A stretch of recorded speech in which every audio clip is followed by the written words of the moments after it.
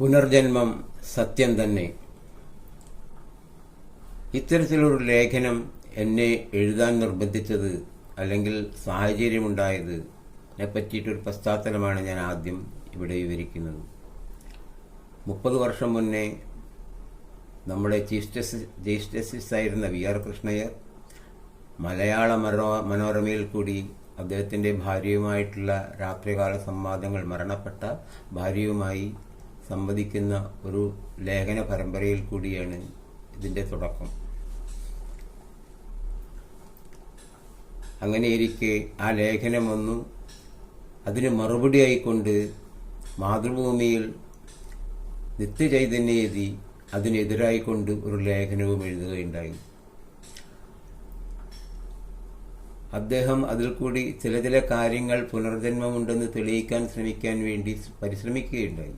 എന്നാലും അനവധി സംശയങ്ങൾ ബാക്കി വെച്ചുകൊണ്ടാണ് അദ്ദേഹവും ആ ലേഖനം അവസാനിപ്പിച്ചത്. ഈ പശ്ചാത്തലത്തിലാണ് യഥാർത്ഥത്തിലുള്ള പുനർജന്മം ഉണ്ടോ എന്ന് ഒരു അന്വേഷണം നടത്താൻ ഞാൻ തീരുമാനിച്ചതും മുൻകാലങ്ങളിലുണ്ടായ എൻ്റെ അനുഭവങ്ങളും കാര്യങ്ങളൊക്കെ മുൻനിർത്തിക്കൊണ്ട് അതിനെ മറ്റൊരു വിധത്തിൽ, ചുരുക്കി പറഞ്ഞാൽ തീർത്തും സയൻറ്റിഫിക് ആയിക്കൊണ്ടുള്ളൊരു അപ്രോച്ചിൽ കൂടിയാണ് ഞാനിതിനെ മനസ്സിലാക്കിപ്പിക്കാൻ ശ്രമിച്ചത്.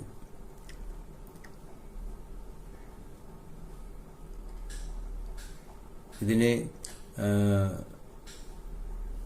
പല കാരണങ്ങളുണ്ട്.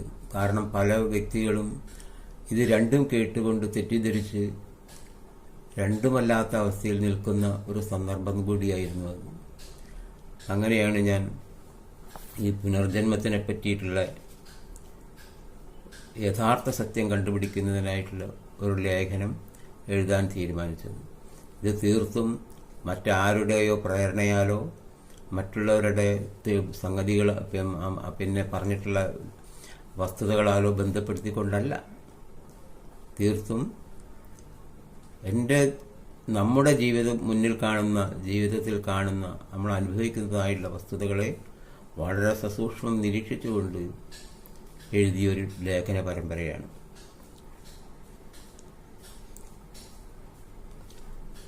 വാസ്തവത്തിൽ ഹിന്ദു സമൂഹത്തെ മറ്റു സമൂഹങ്ങളിൽ നിന്നും വേർതിരിക്കുന്നത് തന്നെ ഈ പുനർജന്മ സിദ്ധാന്തമായിരുന്നു.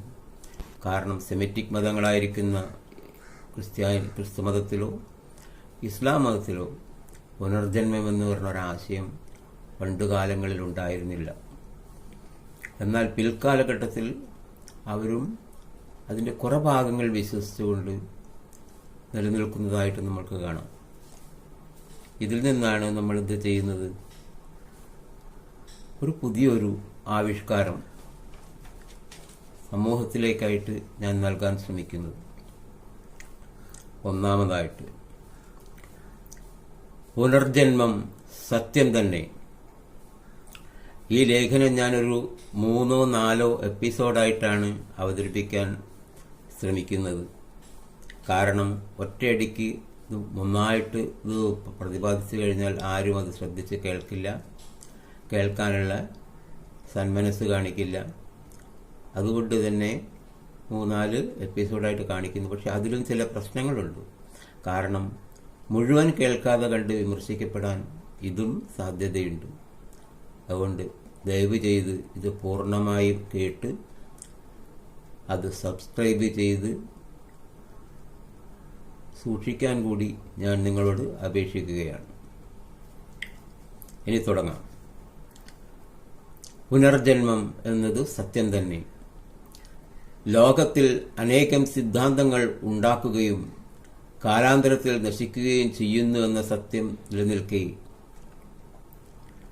1000 വർഷങ്ങളായി ഒരു സിദ്ധാന്തം നിലനിൽക്കണമെങ്കിൽ അതിൻ്റേതായ നിലയും വിലയും കാഴ്ചപ്പാടും ഉണ്ടായേ പറ്റൂ. മറിച്ചാണെങ്കിൽ ലോക ജനതയാകെ വിഡ്ഢികളാകാനേ തരമുള്ളൂ. സഹസ്രാബ്ദങ്ങളായി വിശ്വസിച്ചു പോരുന്ന ജനത മുഴുവൻ അത്തരമാകാൻ വഴിയില്ലെന്നാണ് മനസ്സിലാക്കേണ്ടത്. കാരണം ഒരു കാലഘട്ടത്തിൽ പ്രയോജനപ്രദങ്ങളായിരുന്ന സിദ്ധാന്തങ്ങൾ പിൽക്കാലഘട്ടത്തിൽ തള്ളപ്പെടുമ്പോൾ അക്കാലഘട്ടത്തിൽ ജീവിച്ചിരിക്കുന്നവരെല്ലാം തന്നെ വിഡ്ഢികളായിരുന്നുവെന്ന് സമർത്ഥിക്കുന്ന സമയത്ത് വരും തലമുറ നമ്മെപ്പറ്റിയും ഇത്തരത്തിൽ ചിന്തിക്കാമെന്നതാണ് സത്യം. ചിന്തകൾ കാലാകാലങ്ങളിൽ ഇത്തരത്തിലാകാമെന്നിരിക്കെ യഥാർത്ഥ സത്യം കണ്ടുപിടിക്കേണ്ടതും നമ്മുടെ ആവശ്യമായി വരുന്നു. ഇവിടെ യുക്തി ഒരു പ്രതിഭാസം മാത്രമാണെന്നിരിക്കെ അതുതന്നെയാണ് നമ്മൾക്കും അനുയോജ്യമായത്. ചിന്തകന്മാരുടെ ലേഖനങ്ങളിൽ നിന്നും അനുയോജ്യമായ പല ഘടകങ്ങളും ഇരുകൂട്ടർക്കും ലഭിക്കുന്നതിനാലാണ് യഥാർത്ഥ സത്ത കൈവരിക്കാതെ വാദപ്രതിവാദമായി ഈ വിഷയം നിലനിന്നു പോരുന്നത്. സിദ്ധാന്തങ്ങൾ പിൻകാലഘട്ടത്ത് തള്ളപ്പെടണമെന്ന് പറയുമ്പോൾ നിലനിന്നിരുന്ന കാലത്ത് അതുകൊണ്ടുണ്ടായിരുന്ന ഗുണങ്ങളെപ്പറ്റിയും വിലയിരുത്തേണ്ടതായി വരുന്നു. അതേസമയം അക്കാലഘട്ടത്തിൽ എങ്ങനെ ദോഷങ്ങളാകുന്നുവെന്ന് സമർത്ഥിക്കേണ്ടതും വിശ്വസിക്കുന്നവരെ പോലെ തന്നെ തള്ളിക്കളയണമെന്ന് വാദിക്കുന്നവരുടെയും കടമയാണ്. ഇന്നത്തെ ശാസ്ത്രീയ യുഗത്തിൽ ശാസ്ത്രങ്ങളെ എത്രമാത്രം ഇതിനായി ഉപയുക്തമാക്കാമെന്ന് ഇരുകൂട്ടർക്കും ചിന്തിക്കാവുന്നതാണ്. ആദ്യമായുള്ളത് ചിന്താവൈരുദ്ധ്യമാണ്. നിലവിലുള്ള ചിന്തകന്മാരെ രണ്ട് വിഭാഗങ്ങളാക്കാം. ഒന്ന് എ വിശ്വസിക്കുന്നവർ, രണ്ട് ബി വിശ്വസിക്കാത്തവർ. ആദ്യമായി ഈ രണ്ട് വിഭാഗവും പരസ്പരം ചോദിക്കുന്നതായ ചോദ്യങ്ങളൊന്ന് വിലയിരുത്താൻ ശ്രമിക്കുന്നതിന് മുൻപായി ഈ രണ്ട് കൂട്ടർക്കുമായി ചില ചോദ്യങ്ങൾ നമുക്ക് നൽകാം. അതായത് എ വിഭാഗക്കാരോട് പുനർജന്മ സിദ്ധാന്തം ആത്മീയാനുഭൂതിക്ക്, അതായത് സമൂഹത്തിന്റെ ഗുണം കാംക്ഷിച്ചുകൊണ്ട് മാത്രം ഉണ്ടാക്കിയ കേവലമൊരു സിദ്ധാന്തം മാത്രമാണോ, അല്ലെങ്കിൽ യഥാർത്ഥത്തിൽ ജീവന്റെ തന്നെ പുനർജനനം എന്നൊരു അവസ്ഥയുണ്ടോ? വർത്തമാന കാലത്തിലെ ഗുണത്തെ മാത്രം ഉദ്ദേശിച്ചുകൊണ്ടുള്ള ഒന്നാണോ? രണ്ട്, ഏത് വിധേനയായാലും ഗുണമില്ലെന്നും മറിച്ച് ദോഷമേ ഉള്ളൂവെന്നും ഉള്ളവരാണ് ബി വിഭാഗക്കാരെങ്കിൽ ദോഷവശങ്ങൾ നിരത്തേണ്ട കടമയും അവർക്കുണ്ട്. ഇവരുടെ നിലവിലുള്ള ചിന്തകളെ ഒന്ന് നമുക്ക് വിലയിരുത്താം. അതിൽ എ വിഭാഗക്കാരുടെ ചിന്തകൾ വാദഗതികളാണ്. എ വിഭാഗക്കാർ: പ്രസവിച്ച കുഞ്ഞ് തനിക്ക് ഒന്നും അറിയാതെ ലോകത്തിലേക്ക് വന്ന് ഉടൻ ആർത്തിയോടെ മുലപ്പാൽ വലിച്ചു കുടിക്കുന്നു. ആ കുട്ടിക്ക് അത് കുടിക്കാനുള്ളതാണെന്നും ദാഹം മാറുമെന്നും ധരിച്ചിട്ടാണോ? അല്ലെങ്കിൽ എന്ത് കാരണം കൊണ്ട്? കാട്ടിൽ ജീവിക്കുന്ന കാട്ടി എന്ന പേരിൽ അറിയപ്പെടുന്ന ജീവി പ്രസവിച്ചു കഴിഞ്ഞാൽ കാൽ നിലത്തുറയ്ക്കാറായാൽ ഉടനെ തള്ളയുടെ അടുത്ത് നിന്നും കുഞ്ഞ് ഓടിമറയുന്നു, ഭയന്നിട്ടെന്ന പോലെ. എന്തുകൊണ്ട്? 3, മഴക്കാലത്ത് മണ്ണിൽ നിന്നും ആദ്യമായി പൊന്തി വരുന്ന പാറ്റ ഭൂമിയുടെ പ്രതലത്തിൽ എത്തി ഉടനെ ആകാശത്തിലേക്ക് പറക്കുന്നതായി കാണാം. തൻ്റെ ശരീരത്തിലെ ചിറക് അതിന് ഉപയുക്തമാണെന്ന് എങ്ങനെ മനസ്സിലാക്കി? 4, പ്രപഞ്ചത്തെപ്പറ്റി ഒന്നും അറിയാത്ത കുഞ്ഞുങ്ങൾ സ്വപ്നത്തിൽ ചിരിക്കുന്നു, കരയുന്നു. എന്തുകൊണ്ട്? ഇത്തരം ചിന്തകൾ കൊണ്ട് സിദ്ധാന്ത വിശ്വാസികൾ വഴിമുട്ടി നിൽക്കുമ്പോൾ പൂർവകാല ഓർമ്മകളിൽ കൂടിയാണ് ഇത്തരം സ്ഥിതിവിശേഷങ്ങൾ ഉണ്ടാകുന്നതെന്ന് അവർ വിലയിരുത്തുന്നതല്ലാതെ യഥാർത്ഥമായും പുനർജനിക്കുന്നുവെന്ന് ശാസ്ത്രീയമായി തെളിവ് നൽകാൻ സാധിക്കാതെ കുഴങ്ങുകയും ചെയ്യുന്നു. ഇനി ബി വിഭാഗക്കാരുടെ ചിന്തകൾ നോക്കാം. പുനർജനിക്കുന്നുവെങ്കിൽ എന്തുകൊണ്ട് കഴിഞ്ഞ കാലങ്ങൾ നമ്മുടെ ഓർമ്മയിൽ വരുന്നില്ല? ഉണ്ടാകുകയാണെങ്കിൽ പരമ്പരാഗതമായി കുടുംബവഴക്കിന് ഇത് കാരണമാകേണ്ടതല്ലേ? 2, മനുഷ്യന്റെ ജനസംഖ്യ നാൾക്കുനാൾ കൂടിക്കൊണ്ടിരിക്കുന്നു. മരിക്കുന്നവർ വീണ്ടും വീണ്ടും ജനിക്കുകയാണെങ്കിൽ ജനസംഖ്യ ഏറെക്കുറെ എല്ലായ്പ്പോഴും തുല്യമായിരിക്കേണ്ടതല്ലേ? ആദ്യകാലങ്ങളിൽ എത്രയോ ചുരുങ്ങിയുണ്ടായിരുന്ന ജനസംഖ്യ ഇന്നത്തെ അവസ്ഥയിലേക്ക് വർദ്ധിക്കുന്നതെങ്ങനെ? 3-ാമത്തെ ചോദ്യം: പുനർജന്മം സാധ്യമാണെങ്കിൽ അവനവനിഷ്ടപ്പെട്ട രൂപങ്ങൾ തിരഞ്ഞെടുക്കാൻ സാധിക്കേണ്ടതല്ലേ? അങ്ങനെയാണെങ്കിൽ മനുഷ്യന് കാക്കയും നായയും മറ്റുമായി ജനിക്കാൻ സാധിക്കുമല്ലോ. ഇത്തരം ചോദ്യങ്ങളെല്ലാം നിരത്തി പുനർജനനം എന്നത് കേവലം ജനതയെ ഭയപ്പെടുത്താനും അതിൽ കൂടി പ്രേത പിശാചുക്കളുണ്ടെന്ന് ജനങ്ങളെ തെറ്റിദ്ധരിപ്പിച്ച് മേലാളന്മാരുടെ ആജ്ഞകൾ അനുസരിപ്പിക്കുവാൻ പ്രേരിപ്പിക്കുന്നതിനപ്പുറം യാതൊന്നുമില്ലെന്നും കുട്ടികളെയും വലിയവരെയും ഭയപ്പെടുത്തി കാര്യങ്ങൾ സാധിപ്പിക്കുന്നതിന് പകരം സത്യമായും അത്തരത്തിലൊരവസ്ഥയില്ലെന്ന് ബോധ്യപ്പെടുത്തി രണ്ടടി കൊടുത്ത് അനുസരിപ്പിക്കുന്നതാണ് നല്ലതെന്നും, ചുരുക്കി പറഞ്ഞാൽ പ്രത്യക്ഷത്തിൽ ഇന്നേ വരെ ഇതിന് യാതൊരു തെളിവും ശാസ്ത്രകാരന്മാർക്ക് കാണിക്കാൻ കഴിഞ്ഞിട്ടില്ലെന്നും അതിനായി പ്രയത്നിക്കുന്നത് തന്നെ വൃഥാ വ്യായാമമാണെന്നും വാദിക്കുന്നു. ഇതിൽ ആദ്യത്തെ ചോദ്യകർത്താക്കളുടെ ചോദ്യങ്ങൾക്കെല്ലാം കൂടി ബി വിഭാഗക്കാർ ഇത്തരം അനുഭവങ്ങളെല്ലാം തന്നെ ഒരു ജീവന്റെ ആദ്യ തുടക്കം മുതലുണ്ടാകുന്ന കേവലം ഒരു പ്രതിഭാസം മാത്രമാണെന്നും അല്ലാതെ മുൻകാലാനുഭവങ്ങളിൽ നിന്നും ഉണ്ടാകുന്നതല്ലെന്നും പറഞ്ഞുകൊണ്ട് അവസാനിപ്പിക്കുന്നു. തെളിവിനായി അവർ DNA-യും മറ്റു അതുപോലുള്ള ഘടകങ്ങളുടെയും എണ്ണത്തിനനുസരിച്ചാണ് ഓരോ രൂപവും ഉണ്ടാകുന്നതെന്നും ഇന്ന് കാണുന്ന ഘടകങ്ങൾ ചേർന്നുള്ള DNA ഇന്ന സ്വഭാവത്തോടും കൂടിയ ഒരു രൂപം മാത്രമേ ഉണ്ടാക്കാൻ സാധിക്കുകയുള്ളൂവെന്നും സമർത്ഥിക്കുന്നു. ഉദാഹരണം H2O, അതായത് വെള്ളം. 2 ഹൈഡ്രജനും ഒരു ഓക്സിജനും ചേർന്നാൽ വെള്ളമാകുക എന്നത് ഒരു പ്രതിഭാസം മാത്രമാണെന്നും അതിന് മറ്റൊന്നാകാൻ തരമില്ലെന്നും ന്യായീകരിക്കുന്നു. ഇതുവരെയുള്ള വാദഗതികൾ വിലയിരുത്തുമ്പോൾ ഒരു ജീവി ജനിക്കുന്നതിന് ശേഷമുള്ള ബാഹിക ചലനങ്ങളിൽ നിന്ന് മാത്രമാണ് തെളിവ് ശേഖരിക്കാൻ ഇരുവിഭാഗക്കാരും ശ്രമിച്ചിട്ടുള്ളതെന്ന് വ്യക്തമാകുന്നു. ഇതിൽ ബി വിഭാഗക്കാർ നിർബന്ധ ബുദ്ധിയോടെ എന്നോണം നിരസിക്കുന്നതല്ലാതെ വ്യക്തമായ തെളിവുകൾ നൽകാൻ സാധിക്കാതെയും ഇരിക്കുന്നു ഒരു അവസ്ഥയിലാണ്. അതേസമയം എ വിഭാഗക്കാരാകട്ടെ സാമാന്യം കുറച്ച് തെളിവുകളെങ്കിലും നിരത്തുന്നുണ്ട്. ജീവികളുടെ ഓർമ്മകളെയും മറവികളെയും പറ്റി ചിന്തിക്കുമ്പോൾ കാലാന്തരത്തിൽ നമ്മുടെ ഓർമ്മകൾ നിലനിൽക്കുന്നതിന് ചില പരിമിതികൾ ഉണ്ടെന്നുള്ള നിഗമനത്തിലൂടെയാണ് എ വിഭാഗക്കാർ ബി വിഭാഗക്കാരുടെ ചോദ്യങ്ങൾക്ക് ഉത്തരം കണ്ടെത്തുന്നത്. ഇതിനെ ഏറെക്കുറെ വിശ്വസിക്കാൻ ന്യായമുള്ളതുകൊണ്ടും കൂടിയാണ് ബി വിഭാഗക്കാരുടെ അത്തരം ചോദ്യങ്ങളെ ഖണ്ഡിച്ചുകൊണ്ട് അവരുടെ വിശ്വാസത്തിലേക്ക് തന്നെ തിരിച്ചു പോകുവാൻ എ വിഭാഗക്കാർ നിർബന്ധിതരാകുന്നത്. അടുത്ത പേര. ഇതിൽ എ വിഭാഗക്കാരെ തന്നെ രണ്ടായി തിരിക്കാം. 1. യഥാർത്ഥത്തിൽ പുനർജനിക്കുന്നുവെന്ന് വിശ്വസിക്കുന്നവർ. 2. കേവലം സമൂഹത്തിന്റെ ഗുണത്തെ മാത്രം ഉദ്ദേശിച്ചുണ്ടാക്കിയ ഒരു സിദ്ധാന്തം മാത്രമാണെന്ന് വിശ്വസിക്കുന്നവർ. ഇതിൽ എ വിഭാഗത്തിൽപ്പെട്ടവർ 2 നിലയിലായാലും നല്ലതാണെന്നും ഉണ്ടെന്നും നിലനിന്നാൽ സമൂഹത്തിന് നന്മ മാത്രമേ ഉള്ളെന്നും ധരിക്കുന്നവരായി കണക്കാക്കാം. A2 വിഭാഗത്തിൽപ്പെട്ടവരാകട്ടെ പുനർജന്മം എന്ന വസ്തുത ഇല്ലെന്നും ഉണ്ടെന്ന് വിശ്വസിക്കുന്നതുകൊണ്ട് മാത്രം ഗുണമുണ്ടെന്ന് വിശ്വസിക്കുന്നവരുമാണ്. ഈ 2 വിഭാഗക്കാരും അവരവരുടെ തെളിവുകൾ നിരത്തുന്നുണ്ട്. പൗരാണിക ഗ്രന്ഥങ്ങളെയും അതിൽ കൂടി ഇന്ന് പ്രത്യക്ഷത്തിൽ അനുഭവപ്പെടുന്ന വസ്തുതകളെയും ആധാരമാക്കിയാണ്. ഗ്രന്ഥങ്ങളാണെങ്കിൽ മഹാഭാരതവും ഭാഗവതവും ഉപനിഷത്ത് ഗ്രന്ഥങ്ങളിൽ കൂടിയാണ്.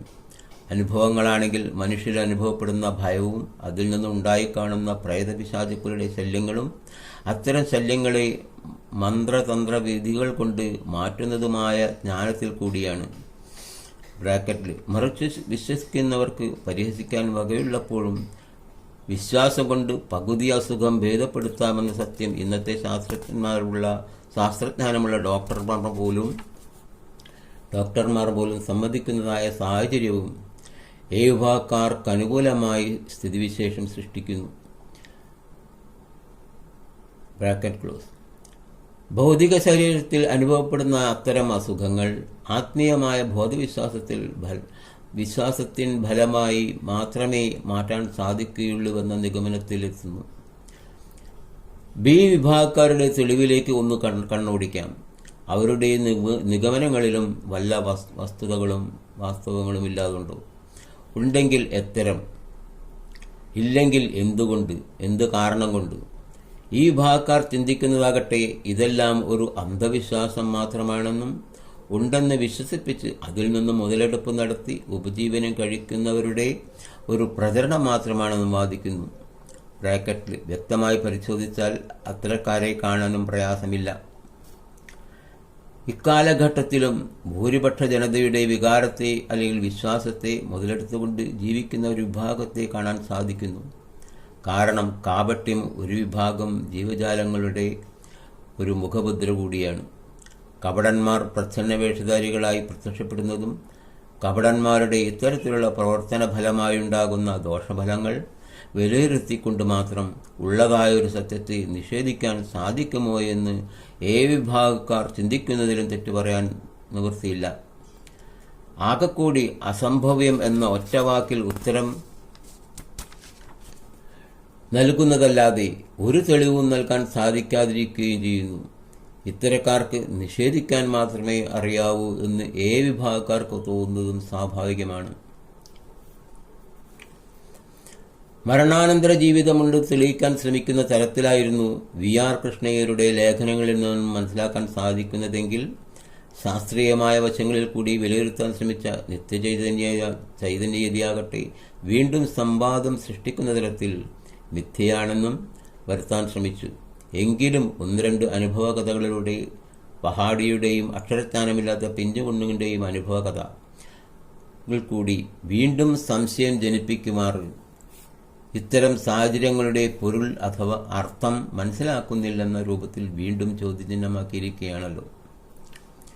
ഇത്തരം ചോദ്യങ്ങളുടെ അർത്ഥവും കാരണവും മനസ്സിലാക്കാൻ വിഷമമുള്ള സാധാരണ ജനങ്ങൾ ഇത്തരത്തിൽ തന്നേക്കാൾ ഉയർന്നവരുടെ അഭിപ്രായഗതിക്കനുസരിച്ച് ഈ സിദ്ധാന്തത്തെ രണ്ടു രീതിയിലും വിശ്വസിച്ചു വരുന്നതിലും തെറ്റു പറയാൻ സാധിക്കുകയില്ല. ഇവിടെയാണ് ഇതുവരെയുള്ളത് വെച്ചാൽ നിലവിലുള്ള ചിന്താഗതികളെ പറ്റിയിട്ടാണ് നമ്മൾ സംസാരിച്ചു പോകുന്നത്. ഇനിയാണ് ഒരു ശാസ്ത്രീയമായ വിലയിരുത്തൽ, ഇതിനെ പറ്റിയിട്ട് കുറച്ചുകൂടി വിപുലീകരിച്ചുകൊണ്ട് ഒരു പോർഷൻ വരുന്നത്. ശാസ്ത്രീയമായ വിലയിരുത്തൽ ഇത്തരക്കാരുടെ ചിന്തകൾക്ക് മുൻവിധി കൽപ്പിക്കുന്നതിനു മുൻപായി ഈ സിദ്ധാന്തത്തെ ശാസ്ത്രീയമായി വിലയിരുത്തപ്പെട്ട മറ്റുള്ളവരുടെ നിഗമനങ്ങളും ഒന്ന് വിലയിരുത്തി നോക്കാം. ഇത്തരത്തിൽ പരിശോധിക്കുമ്പോൾ പുനർജനിക്കാനുള്ള വല്ല വസ്തുക്കളുമുണ്ടോ, അവയുടെ സ്വഭാവഗതികളും ഗുണങ്ങളും എത്തരത്തിലുള്ളതാണ് എന്ന് മനസ്സിലാക്കേണ്ടി വരുന്നു. ഇത്തരം വസ്തുക്കളെ ആദ്യം പഞ്ചഭൂതങ്ങളായും, അതായത് മാറ്റേഴ്സ്, അതിനെ തന്നെ വിഭജിച്ച് ചേതനയുള്ളവയെന്നും ചേതനയില്ലാത്തവയെന്നും രണ്ടായി ഉപയോഗിച്ചിരിക്കുന്നതായി കാണാം. ഇതിൽ ചേതനയില്ലാത്ത വസ്തുക്കൾ കാലാന്തരത്തിൽ മാറ്റപ്പെടുന്നുവെന്നും വീണ്ടും അതേ രൂപം പ്രാപിച്ച് വീണ്ടും വീണ്ടും ഇതേ പ്രക്രിയ അനുസ്യൂതം നടന്നുകൊണ്ടിരിക്കുന്നുവെന്നും ഭൗതിക വസ്തുക്കളുടെ പഠനങ്ങളിൽ നിന്നും മനസ്സിലാക്കാൻ വിഷമമില്ല. ഭൗതിക വസ്തുക്കളുടെ നാശത്തെ മാറ്റമായി മാത്രമേ കാണുന്നുള്ളൂ. അതേസമയം ചേതനയുള്ള വസ്തുക്കളുടെ നാശത്തെ എക്കാലത്തേക്കുമുള്ള മരണമായും എല്ലാ ജനങ്ങളും അംഗീകരിക്കുന്നു, അല്ലെങ്കിൽ പ്രയോഗിക്കുന്നു. ഇത്തരത്തിൽ ചേതനയുള്ള ജീവികളിൽ കുടികൊള്ളുന്ന ചൈതന്യത്തെ അല്ലെങ്കിൽ ഗുണത്തെ ആത്മാവ് എന്ന നാമത്തിലൂടെയും ചിലർ പ്രയോഗിക്കുന്നു. അതേസമയം ചേതനയില്ലാത്ത വസ്തുക്കളുടെ ഗുണത്തെ അത്തരത്തിൽ പ്രയോഗിക്കാറില്ലെന്ന് മാത്രം. ബ്രാക്കറ്റിൽ അചേതനമായ വസ്തുക്കളുടെ സ്വഭാവഗുണത്തെ ഇവിടെ ഉദാഹരിക്കേണ്ട ആവശ്യമുണ്ടെന്ന് തോന്നുന്നില്ല. Bracket close. ജൈവപദാർത്ഥങ്ങളും അത്തരത്തിൽ ചേതനാവസ്തുക്കളുടെ സ്വഭാവത്തിനും ഗുണത്തിനും തുല്യമാകുകയുള്ളൂവെങ്കിൽ അവയ്ക്കും ഈ വസ്തുക്കളെപ്പോലെ എന്തുകൊണ്ട് പുനരവതരിച്ചുകൂടാ എന്നും ചിന്തിക്കുന്നതിൽ തെറ്റില്ല. ബ്രാക്കറ്റിൽ പുനർജന്മം, പുനർരൂപം സൃഷ്ടിക്കൽ. ഇതിന് കാലദൈർഘ്യം ഒരുപക്ഷെ വസ്തുക്കളുടെ ഗുണങ്ങൾക്കനുസരിച്ചും പരിതസ്ഥിതിയുടെ അനുകൂലാവസ്ഥയ്ക്കും അനുസരിച്ചും കൂടുകയും കുറയുകയും ചെയ്യാമെന്ന് മാത്രം. അഗ്നിയുടെ ചെറിയ കണികകളിൽ നിന്നും അനേകായിരം തീനാളങ്ങൾ സൃഷ്ടിക്കപ്പെടുന്നത് പോലെ ഒരു ജീവിയുടെ എത്രയോ ചെറിയ ബീജഘടകങ്ങളിൽ നിന്നാണല്ലോ അനേകം ജീവജാലങ്ങളും ഉണ്ടാകുന്നത്. പക്ഷേ അതുപോലെ ദ്രാവകത്തിൽ നിന്നോ വാതകത്തിൽ നിന്നോ ഖരപദാർത്ഥങ്ങളിൽ നിന്നോ സാധിക്കാതെയും വരുന്നു. ഒരു തുള്ളി വെള്ളത്തിൻ്റെ സ്ഥാനത്ത് അനേകം തുള്ളിയും ഗ്യാലനും വേണ്ടി വരുന്നെങ്കിൽ ഹൈഡ്രജനും ഓക്സിജനും എന്ന വാതകത്തെ അതിൻ്റേതായ അനുപാതത്തിൽ ചേർത്തേ മതിയാകൂ. പഞ്ചഭൂത വസ്തുക്കൾ പ്രപഞ്ചത്തിന്റെ സമ്മർദ്ദങ്ങൾക്ക് അടിമപ്പെട്ട് വീണ്ടും വീണ്ടും മാറ്റപ്പെടുന്നതായും പുനർജനിക്കുന്നതായും കാണാൻ സാധിക്കുന്നു. ഉദാഹരണമാണ് മൺപാത്ര സൃഷ്ടി ബ്രാക്കറ്റ് ക്ലോസ്. അതുപോലെ ആപത്തിൽ നിന്ന് രക്ഷ നേടുമ്പോഴും വസ്തുവാണെങ്കിൽ നാശത്തിൽ നിന്നുള്ള രക്ഷയായും ജീവിയാണെങ്കിൽ പുനർജന്മം കിട്ടിയതിന് തുല്യമായും സാധാരണ പ്രയോഗിക്കുന്നു. പഞ്ചഭൂത നിർമ്മിതമായ വസ്തുക്കൾക്ക് പ്രപഞ്ച സമ്മർദ്ദത്താൽ പുനർരൂപം പ്രാപിക്കാമെങ്കിൽ പഞ്ചഭൂത നിർമ്മിതമായ ഒരു ജീവികൾക്കും ജീവനുള്ള വസ്തുവിനും എന്തുകൊണ്ട് അത്തരത്തിൽ പുനർജനിച്ചുകൂടാ എന്നുമുള്ള നിഗമനത്തിലാണ് ഇക്കാലം വരെയും A1 വിഭാഗക്കാർ പുനർജന്മത്തെ വ്യാഖ്യാനിച്ചു പോന്നത്.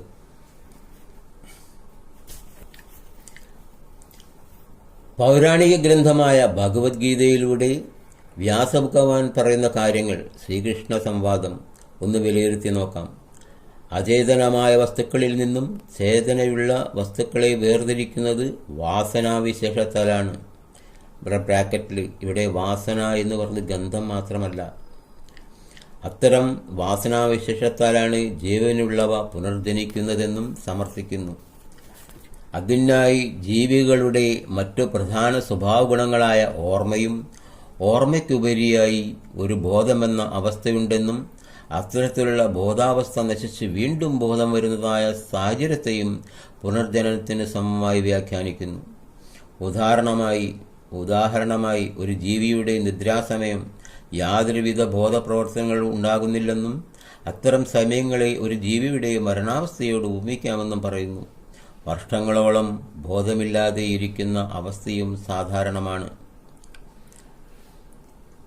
ഞാൻ ഇത്രയാണ് ഈ ആദ്യത്തെ എപ്പിസോഡിൽ പറയാൻ ശ്രമിക്കുന്നത്. ഇനി അടുത്ത ഭാഗം വരുന്നത് പരമാർത്ഥ സത്യം, വർഗസ്വഭാവങ്ങൾ, ഇതിനെ പറ്റിയിട്ടുള്ളതാണ്. ഇത് ഞാൻ അടുത്ത എപ്പിസോഡിൽ നിങ്ങളുടെ മുന്നിൽ അവതരിപ്പിക്കുന്നതാണ്. സെക്കൻഡ് എപ്പിസോഡ് പുനർജന്മം സത്യം തന്നെ എന്ന ലേഖന പരമ്പരയുടെ 2ാമത്തെ അധ്യായമാണ് ഞാനിവിടെ വിവരിക്കുന്നത്. പരമാർത്ഥ സത്യം, വർഗസ്വഭാവങ്ങൾ.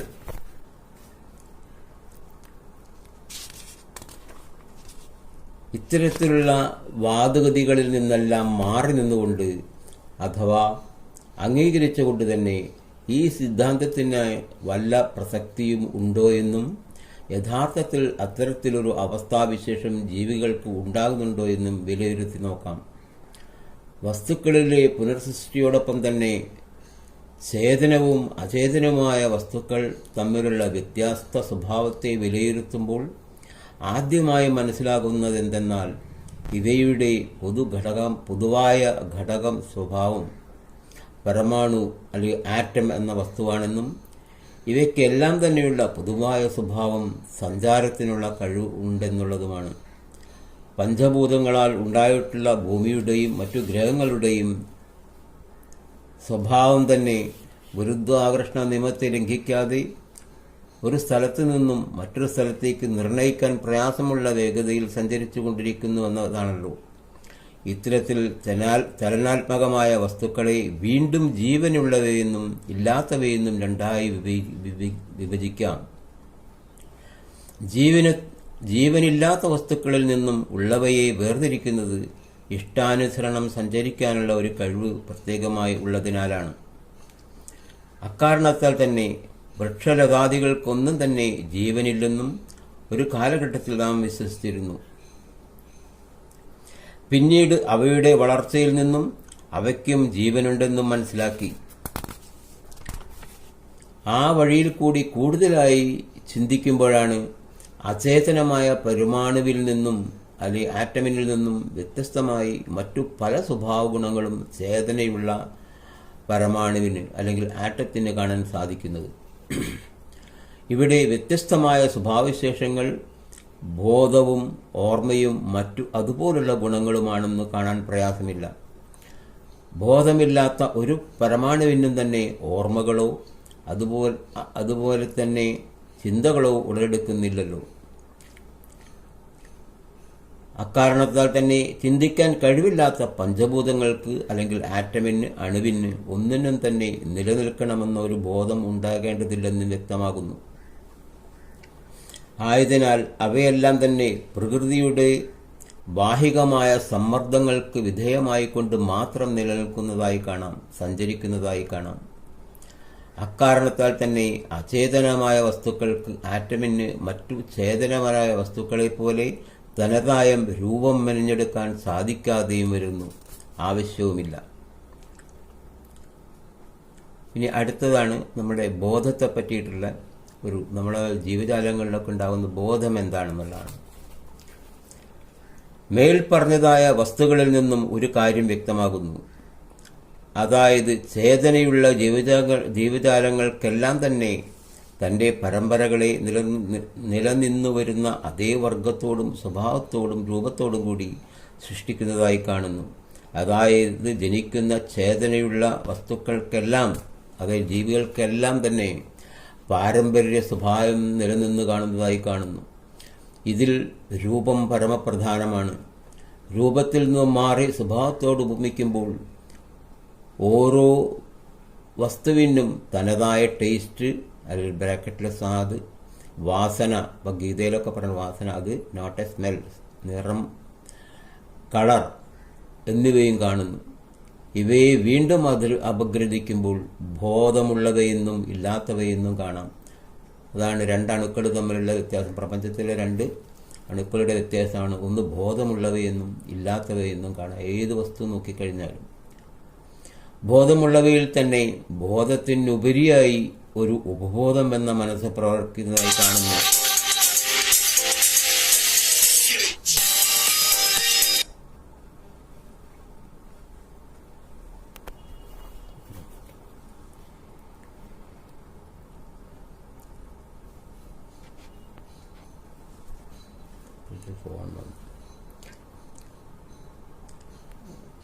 ബോധത്തിനുപരിയായി ഒരു ഉപബോധം എന്ന മനസ്സ് പ്രവർത്തിക്കുന്നതായി കാണുന്നു. നിദ്രാസമയങ്ങളിൽ കാണുന്ന സ്വപ്നങ്ങളും ചലനങ്ങളും എല്ലാം തന്നെ ചേതനയുള്ള ഒരു ജീവിയുടെ ഉപബോധ മനസ്സിന് അടിമപ്പെടുന്നതിനാലാണെന്ന് ശാസ്ത്രകാരന്മാർ സമ്മതിക്കുമല്ലോ. അപ്രകാരം ബോധത്താലോ ഉപബോധത്താലോ മാത്രമേ ഒരു ജീവിക്ക് കർമ്മങ്ങൾ ചെയ്യുവാൻ സാധിക്കുന്നുള്ളൂവെന്നും എന്ന സത്യം മനസ്സിലാകുന്നു. ഇനി ഓർമ്മ ഉപബോധത്തിൽ ബോധമനസ്സിനെയും ഉപബോധ മനസ്സിനെയും തമ്മിൽ വേർതിരിച്ച് പഠനം നടത്തുമ്പോൾ ഉപബോധ മനസ്സിനെ നിയന്ത്രിക്കാൻ ബോധമനസ്സിന് സാധാരണഗതിയിൽ സാധിക്കുന്നില്ലെന്ന് വ്യക്തമാകുന്നു. ബോധമനസ്സിലെ ജീവിതാനുഭവങ്ങൾ ഏറെക്കുറയും കാലാന്തരത്തിൽ വിസ്മൃതി എന്ന പ്രക്രിയയ്ക്ക് വിധേയമാകുമ്പോൾ ഉപബോധ മനസ്സിലാകട്ടെ വളരെ നിസ്സാരങ്ങളാക്കി നമ്മുടെ ശ്രദ്ധയ്ക്ക് കൂടി പാത്രമാകാത്തതായ പല വസ്തുതകളും നിലനിൽക്കുന്നതായും കാണുന്നു. കണ്ട സ്വപ്നങ്ങൾ തന്നെ വീണ്ടും വീണ്ടും നമ്മളുടെ സ്മൃതിയിൽ ഉപബോധാവസ്ഥയിൽ കൂടി വരുന്നതായും അനുഭവപ്പെടുന്നു. നമ്മുടെ അനുഭവത്തിലോ ഭാവനയിലോ പെടാത്ത പലതും സ്വപ്നത്തിൽ കൂടി നമുക്ക് കാണാനും മനസ്സിലാക്കാനും സാധിക്കുന്നതായ വസ്തുത ഇവിടെ പ്രധാനമായും വിലയിരുത്തപ്പെടേണ്ടതായ സംഗതിയാണ്. ഇത്തരം കാര്യങ്ങളിൽ നിന്നും പല ചോദ്യങ്ങളും വീണ്ടും ഉടലെടുക്കുന്നു. ബോധമനസ്സിലെ ഓർമ്മകൾ കാലാന്തരത്തിൽ, അതായത് ഒന്നാമത്തെ ചോദ്യമാണ്, ബോധമനസ്സിലെ ഓർമ്മകൾ കാലാന്തരത്തിൽ വിസ്മൃതിയിലാകുമ്പോൾ നമ്മുടെ ശ്രദ്ധയിലും കൂടി പെടാത്തതായ മറ്റു പല വസ്തുതകളും ഓർമ്മയിൽ നിലനിർത്തിക്കൊണ്ടുള്ള ഉപബോധം എന്ന പേരിൽ അറിയപ്പെടുന്നതായ ഒരു മനസ്സ് വേറെ തന്നെയുണ്ടോ? അതിൽ അത്തരത്തിലുള്ള ഓർമ്മകൾ നിലനിർത്തുന്നുണ്ടോ? 2. എൻ്റെ ജനനശേഷം മരണം വരെയുള്ള ജീവന്റെ ജനനശേഷം മരണം വരെയുള്ള കാലഘട്ടത്തിൽ നമ്മുടെ അല്ലെങ്കിൽ ജീവിയുടെ ശ്രദ്ധയിൽപ്പെടാത്തതും പെടേണ്ടാത്തതും എന്നാൽ പെടേണ്ടതുമായ വല്ല വസ്തുതകളും നിലനിൽക്കുന്നുണ്ടോ? ഉണ്ടെങ്കിൽ അത്തരത്തിലുള്ളതായ വസ്തുതകൾ ഏവ? ക്വസ്റ്റ്യന്മാർക്കാണ്. അത്തരത്തിൽ നിലനിർത്താനായിക്കൊണ്ട് കണ്ടുപിടിച്ചിട്ടുള്ള വിദ്യ അല്ലെങ്കിൽ അറിവ് എന്താണ്? ഉപബോധ മനസ്സിൽ നിലനിർത്തുന്നതായ ഓർമ്മകൾ എത്തരത്തിലുള്ളതാണ് എന്ന് പരിശോധിക്കുമ്പോഴാണ് മനസ്സിന് ബോധമെന്ന ഒരറിവും ഉപബോധമെന്ന മറ്റൊരു അറിവും ഉള്ളതായി മനസ്സിലാക്കുന്നത്. അതായത് ബോധമനസ്സിനെ ഞാനിവിടെ 2 അറകളാക്കിയിട്ട് രൂപാന്തരപ്പെടുത്തിയിരിക്കുന്നു. ബോധമനസ്സെന്ന ഒരറിവും ഉപബോധ മനസ്സെന്ന ഒരറിവും. ഈ സ്വഭാവങ്ങൾക്കെല്ലാം തന്നെ ചേതനയുള്ള പരമാണുവിൽ മാത്രമേ കാണാൻ സാധിക്കുന്നുള്ളൂ. അതായത് ബോധവും ഉപബോധവും എന്ന അവസ്ഥയൊക്കെ ചേതനയുള്ള ജീവജാലങ്ങളിൽ മാത്രമേ കാണാൻ സാധിക്കുന്നുള്ളൂ എന്നർത്ഥം. ഇന്ന് മനസ്സിലാക്കുമ്പോൾ ഉപബോധ മനസ്സിൽ നടക്കുന്ന പ്രക്രിയകളെയും നിലനിർത്തുന്നതായ ഓർമ്മകളും എന്തെന്ന് വളരെ കൂലങ്കഷമായി ചിന്തിക്കേണ്ടി വരുന്നു. അപ്പോഴാണ് നമ്മൾ ശാസ്ത്രം ബോധമനസ്സിൽ ജീവന്റെ ആദ്യ കാലഘട്ടത്തിനെ പറ്റിയിട്ടാണ് നമ്മൾ ആദ്യം സ്റ്റഡി ചെയ്യുന്നത്.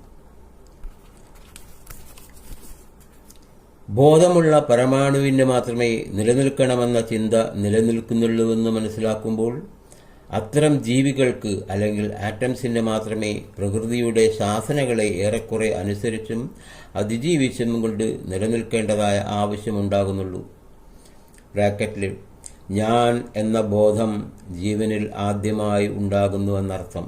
അതായത് ഞാൻ എന്ന ബോധം ഒരു ജീവിയിൽ ആദ്യമായി ഉണ്ടാകുന്നത് അങ്ങനെയാണ്. ആ സമയം മുതൽ ഒരു പരമാണു ചിന്തിക്കാൻ തുടങ്ങുന്നു. അപ്പം ചിന്തയുടെ ആദ്യ ഘട്ടം അവിടെ നിന്നാണ്. പരമാണുവിൽ നിന്ന് ആദ്യം ചിന്തയുടെ ഘട്ടം തുടങ്ങുന്നു. അങ്ങനെ ശാസ്ത്രത്തിൻ്റെ ആദ്യപടിയായ ചിന്ത എന്ന സ്വഭാവം ഉടലെടുക്കുന്നു. ഇതിൻ്റെ കർത്താവിനെ അല്ലെങ്കിൽ പരമാണുവിൽ കുടികൊണ്ടിരിക്കുന്നതായ നാം അറിയപ്പെടാത്തതും അറിയപ്പെടാനെന്നും പരിശ്രമം നടത്തിക്കൊണ്ടിരിക്കുകയും ചെയ്യുന്ന ജീവൻ എന്ന നാമകരണം നൽകി പരീക്ഷണ നിരീക്ഷണങ്ങൾക്ക് വിധേയമാക്കുകയും ചെയ്യുകയാണല്ലോ. പ്രപഞ്ചത്തിലെ എല്ലാ വസ്തുക്കൾക്കും തന്നെ ഒരു ജനനവും സ്ഥിതിയും മരണവും, അതായത് സൃഷ്ടി, സ്ഥിതി, സംഹാരം, നാശം എന്നീ 3 കാലഘട്ടങ്ങളിൽ കൂടി കടന്നു പോകേണ്ടതായി നാം എല്ലാം സമ്മതിക്കുന്നുള്ളൂ. ഇതിൽ പരമാണുവിൻ്റെ സ്ഥിതിയുടെ കാലഘട്ടത്തിലാണ് ചിന്തകളും ഓർമ്മകളും നിലനിൽക്കുന്നതായി സാധാരണഗതിയിൽ നമുക്ക് കാണാൻ സാധിക്കുന്നത്. ഈ സ്ഥിതിയുടെ ആദ്യഘട്ടത്തിൽ പ്രകൃതിയുടെ ശാസനകളെ അതിജീവിക്കാനുള്ള ഒരു ചിന്ത ഉടലെടുക്കുകയും അനുകൂല ദിശയിലേക്ക് സഞ്ചരിക്കേണ്ടതായ സ്ഥിതിയും ഉണ്ടാകുന്നു. ഈ ചിന്തതൻ ഫലമായി നാശം അല്ലെങ്കിൽ മരണം എന്ന ഒരു ഭീതി ആദ്യമായി ഒരു ജീവനിൽ ഉണ്ടാകുന്നു. അക്കാരണത്താൽ തന്നെ നിലനിൽക്കാനുള്ള വെമ്പൽ അല്ലെങ്കിൽ പ്രക്രിയ ബോധം ഉണ്ടാകുന്നു.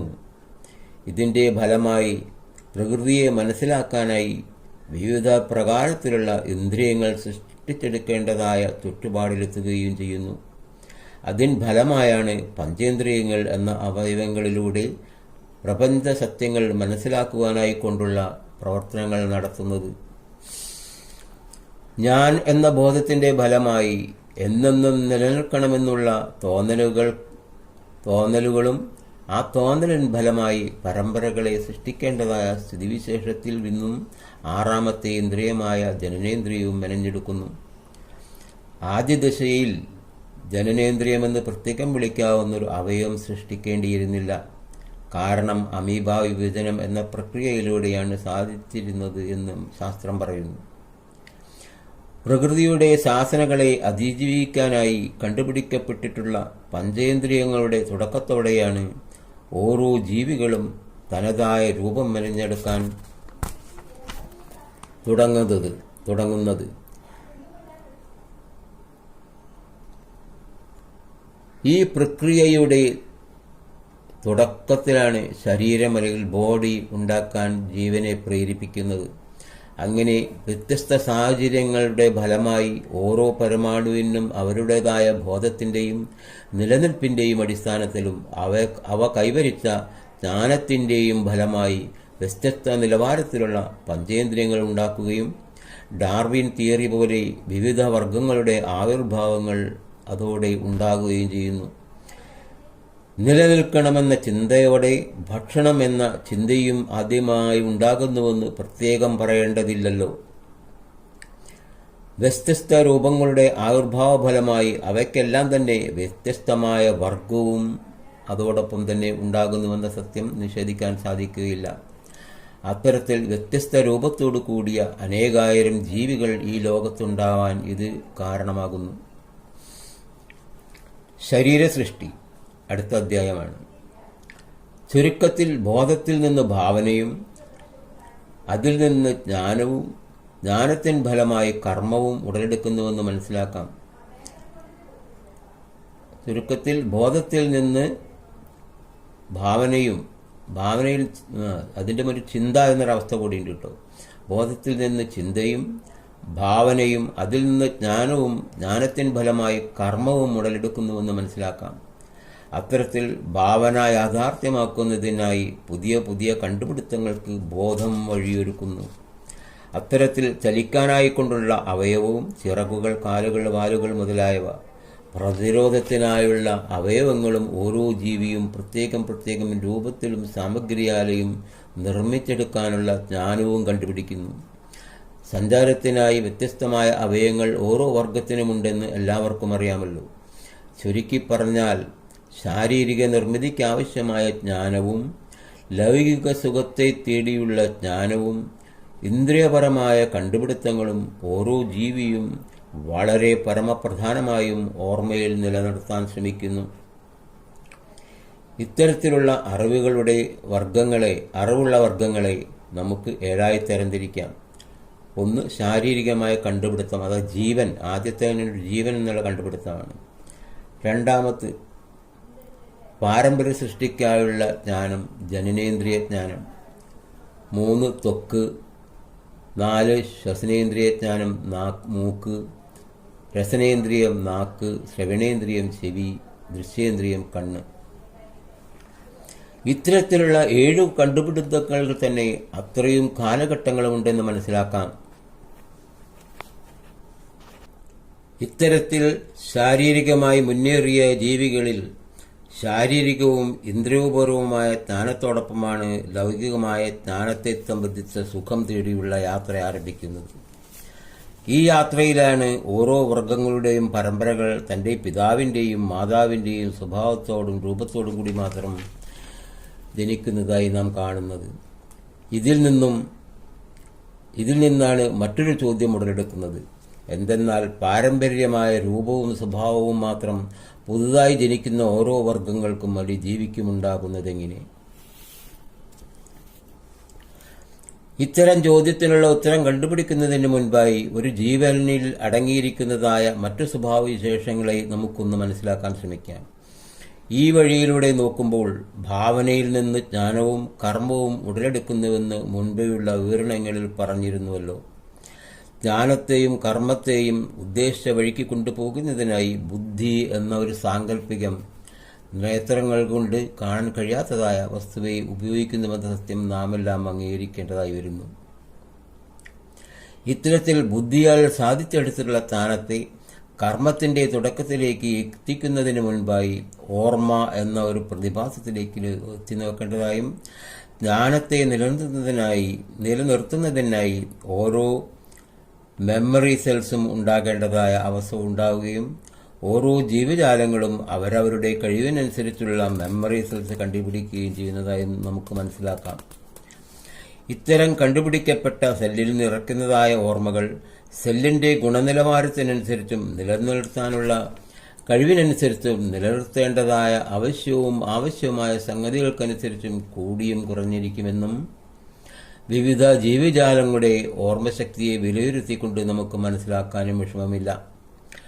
ഇതിൽ ഓർമ്മ നിലനിർത്താനുള്ള കഴിവിനനുസരിച്ച് ജീവികളിൽ സുഖദുഃഖ സമ്മിശ്രമായ പ്രതികരണങ്ങളുടെ ഏറ്റക്കുറച്ചിൽ കാണാവുന്നതാണല്ലോ. ഓർമ്മകൾ നിലനിൽക്കുന്ന കാലം വരെ സുഖവും ദുഃഖവും നീണ്ടു നിൽക്കുന്നതായി സ്വാനുഭവങ്ങളിൽ നിന്നും വെളിപ്പെടുന്നു.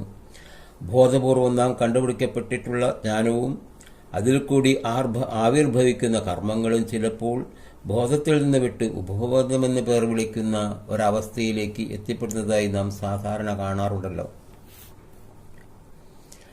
അത്തരത്തിൽ ബോധപൂർവം സംഭരിച്ചതായ ഓർമ്മകൾ ബോധത്തിൽ നിന്ന് വിട്ട് ഉപബോധം എന്ന അവസ്ഥ ഞാൻ ഇവിടെ ഒരു അറ എന്ന് സംബോധന ചെയ്യട്ടെ. അത് ബ്രാക്കറ്റാണ് കേട്ടോ.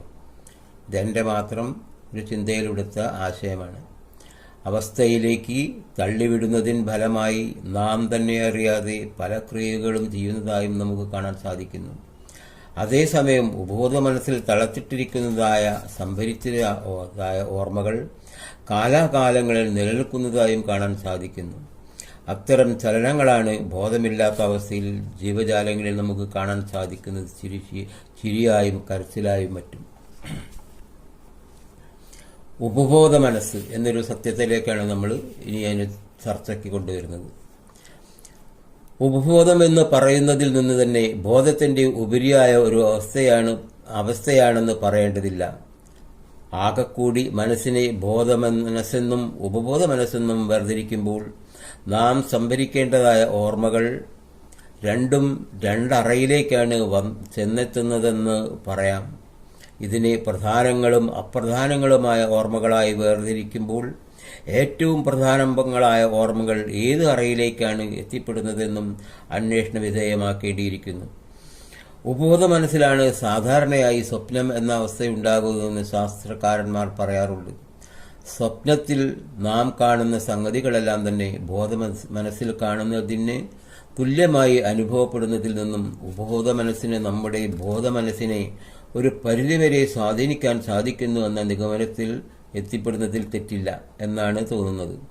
അതേസമയം സ്വബോധത്താൽ ഉപബോധ മനസ്സിനെ നിയന്ത്രിക്കാൻ നമുക്ക് സാധിക്കാറുമില്ല.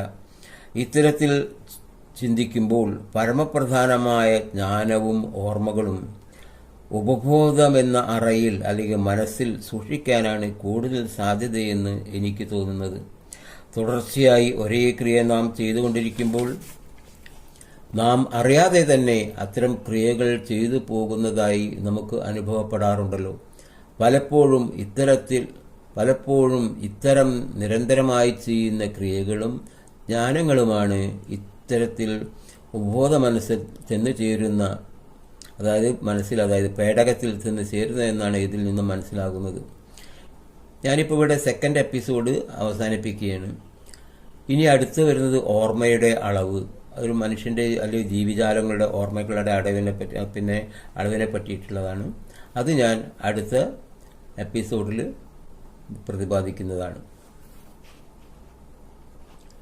എല്ലാവരും ഇതൊന്ന് സബ്സ്ക്രൈബ് ചെയ്യുക, ഞാൻ വളരെ ആവശ്യപ്പെടുന്നു. ഇത് കാരണം പരമപ്രധാനമായിരിക്കുന്ന ഒരു ശാസ്ത്ര സത്യമാണ് ഇവിടെ നമ്മൾ അവതരിപ്പിച്ചുകൊണ്ടിരിക്കുന്നത്.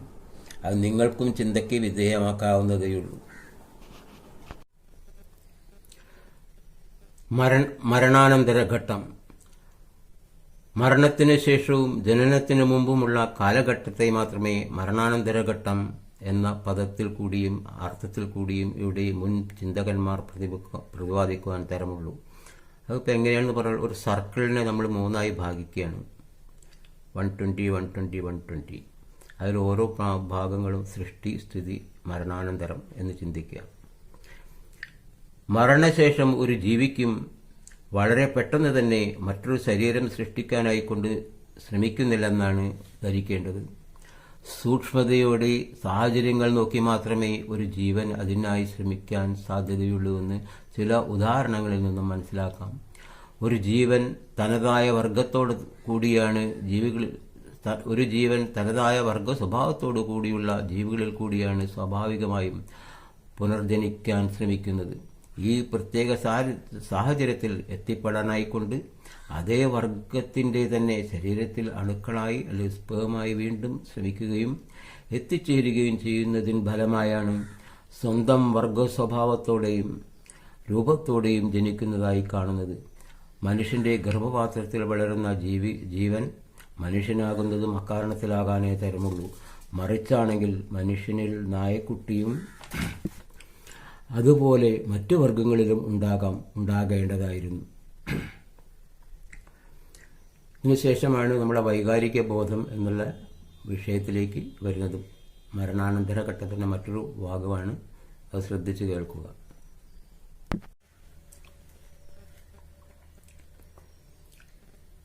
Welcome to my YouTube channel KCR Menon. കഴിഞ്ഞ ക്ലാസ്സിൽ നമ്മൾ പറഞ്ഞിട്ടുണ്ടായിരുന്നത് പുനർജന്മത്തിൻ്റെ 2ാമത്തെ എപ്പിസോഡാണ്.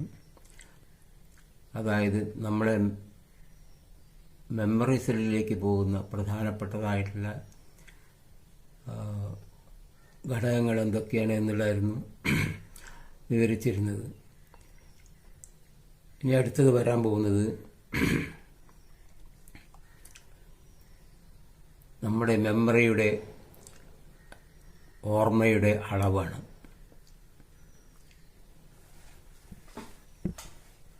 ഇത് സശ്രദ്ധം ശ്രദ്ധിക്കുക. കഴിയുമെങ്കിൽ സബ്സ്ക്രൈബ് ചെയ്യുക. ഓർമ്മയുടെ അളവ്. ഓരോ ജീവജാലങ്ങളിലുമുള്ള ഓർമ്മ എന്ന പ്രതിഭാസത്തിന്റെ അളവിലേക്ക് തിരിഞ്ഞു നോക്കുമ്പോൾ, ഓർമ്മകൾ നിലനിൽക്കുന്ന കാലദൈർഘ്യം കൊണ്ട് അളന്നു നോക്കുമ്പോൾ, ഓരോ ജീവജാലങ്ങളുടെയും വ്യത്യസ്തമായ അവസ്ഥയെ നമുക്ക് മനസ്സിലാക്കുന്നു. ലൗകികമായ സുഖാനുഭവങ്ങളിൽ കൂടി മാത്രമേ നമുക്ക് ഇവയെ അളക്കാനും സാധിക്കുന്നുള്ളൂ. സുഖദുഃഖ സമ്മിശ്ര പ്രതികരണങ്ങൾ ചില ജീവികളിൽ കുറച്ചു സമയമാകുമ്പോൾ മറ്റു ജീവികളിൽ കൂടുതലായും കാണുന്നു. മനസ്സ് എന്ന അറകളിലേക്ക് തള്ളിവിടുന്ന ഓർമ്മകളെ ശാരീരിക ജ്ഞാനവും ലൗകിക ജ്ഞാനവുമായി വേർതിരിക്കുമ്പോൾ, ശാരീരികമായ ജ്ഞാനമാണ് ഓർമ്മകളായി ഏറ്റവും ആദ്യം ഉപബോധ മനസ്സിലേക്ക് തള്ളപ്പെടാനാണ് സാധ്യതയെന്നാണ് മനസ്സിലാക്കാൻ സാധിക്കുന്നത്. കാരണം ലൗകികമായ എല്ലാ അനുഭൂതികളും ഇന്ദ്രിയ നിർമ്മിതികളിൽ കൂടി മാത്രമേ ഓരോ ജീവജാലങ്ങൾക്കും അനുഭവിക്കാൻ സാധിക്കുന്നുള്ളൂവെന്നതിനാലാണ്. ഉദാഹരണമായി, ജീവജാലങ്ങളുടെ ക്യാമറയായ കണ്ണ് സൃഷ്ടിച്ചെടുക്കുന്നതാണ് പ്രധാനം, അല്ലാതെ ഒരു ദൃശ്യരൂപങ്ങളല്ല. നാം സംസാരിച്ച ഭൗതികജ്ഞാനം എന്നെന്നും നിലനിർത്തേണ്ടതായതിനാൽ പരമപ്രധാനമായ അറകളിലേക്ക്, അതായത് പേടകത്തിലേക്ക്, അതായത് ബ്ലാക്ക് ബോക്സ് പോലെ ബ്രാക്കറ്റിൽ നീക്കപ്പെടുന്നു എന്നർത്ഥം. ഇതുവരെയും പ്രതിപാദിച്ചതെല്ലാം തന്നെ ഒരു അണുവിന്റെ ജനനം തുടങ്ങി മരണം വരെയുള്ള സ്ഥിതിയുടെ കാലഘട്ടങ്ങളിൽ ആ ജീവനിൽ നടക്കുന്ന പ്രക്രിയകൾ മാത്രമാണ്. ഇവിടെ നിന്നും ഒരു ജീവിയുടെ നാശാവസ്ഥയിലേക്ക് അല്ലെങ്കിൽ മരണാവസ്ഥയിലേക്ക് എത്തി നോക്കേണ്ടതായി വരുന്നു. ഇവിടെ ജീവനും ജീവിയും തമ്മിലുള്ള വ്യത്യാസത്തെ ആദ്യമായി മനസ്സിലാക്കേണ്ടതായി വരുന്നു. ഇനി അടുത്ത് ശരീരമാണ്. ശരീരം എന്ന സബ്ജക്റ്റിലേക്ക്. ജീവൻ എന്ന് പറയുന്നത് ഒരു പരമാണുവിൽ അടങ്ങിയിരിക്കുന്ന ഭൗതികമായ അണുവിന്റെ അല്ലെങ്കിൽ കുടികൊള്ളുന്ന ഉടമസ്ഥനാണെങ്കിൽ, നാം സങ്കല്പിക്കുന്ന അല്ലെങ്കിൽ കാണുന്ന ജീവി ഇത്തരത്തിലുള്ള കോടാനുകോടി പരമാണുക്കൾ ചേർന്നുണ്ടായ ഒരു പ്രത്യേക രൂപത്തോടും സ്വഭാവത്തോടും കൂടിയ വലിയൊരു സത്വത്തെ അല്ലെങ്കിൽ ജന്തുവിനെയാണ്.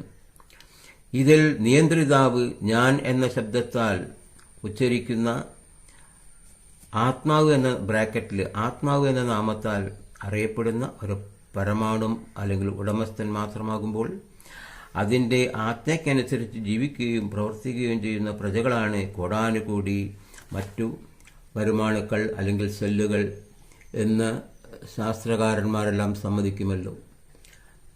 അത്തരം സഹപ്രവർത്തകരെ, പ്രജകളെ തന്നിഷ്ടപ്രകാരം തന്നെ ഉപേക്ഷിക്കാനും ഈ ഞാൻ എന്ന് എനിക്ക് അവകാശമുണ്ടല്ലോ. ഈ നിഗമനങ്ങളിൽ കൂടിയാണ് പൗരാണിക യോഗിമാർ തന്റെ ശരീരത്തെ ഉപഭോഗത്തിന് ശേഷം ഉപേക്ഷിക്കുകയാണെന്നും അങ്ങനെ ഞാൻ പ്രജകളിൽ നിന്ന് അകന്നു വീണ്ടും നിലനിൽക്കുന്നുവെന്നും സമർത്ഥിക്കാൻ ശ്രമിക്കുന്നത്. തനിക്ക് ഉപയുക്തമല്ലാത്ത വസ്തുക്കൾ ഉപയോഗത്തിന് ശേഷം നാം വലിച്ചെറിയുന്ന പോലെയാണ് മരണത്തെ അവർ കാണുന്നത്. അക്കാരണത്താൽ തന്നെ തനിക്ക് അല്ലെങ്കിൽ ആത്മാവിന്റെ നാശമില്ലെന്നും അവർ വാദിക്കുന്നു. അത്തരം വിശ്വാസത്തിൽ അടിയുറച്ച് വിശ്വസിക്കുന്ന യോഗികൾ സാധാരണഗതിയിൽ മരണത്തെ ഭയപ്പെടുന്നില്ലല്ലോ. ഈ പ്രത്യേകത സാധാരണമായി മനുഷ്യരിൽ മാത്രമേ നമുക്ക് കാണാൻ സാധിക്കുന്നുള്ളൂ. ഇതിൽ നിന്നും മരണഭയമെന്ന ആത്മബോധം എങ്ങനെയുണ്ടാകുന്നുവെന്നും മനസ്സിലാക്കേണ്ടതായി വരുന്നു. അടുത്ത പേര.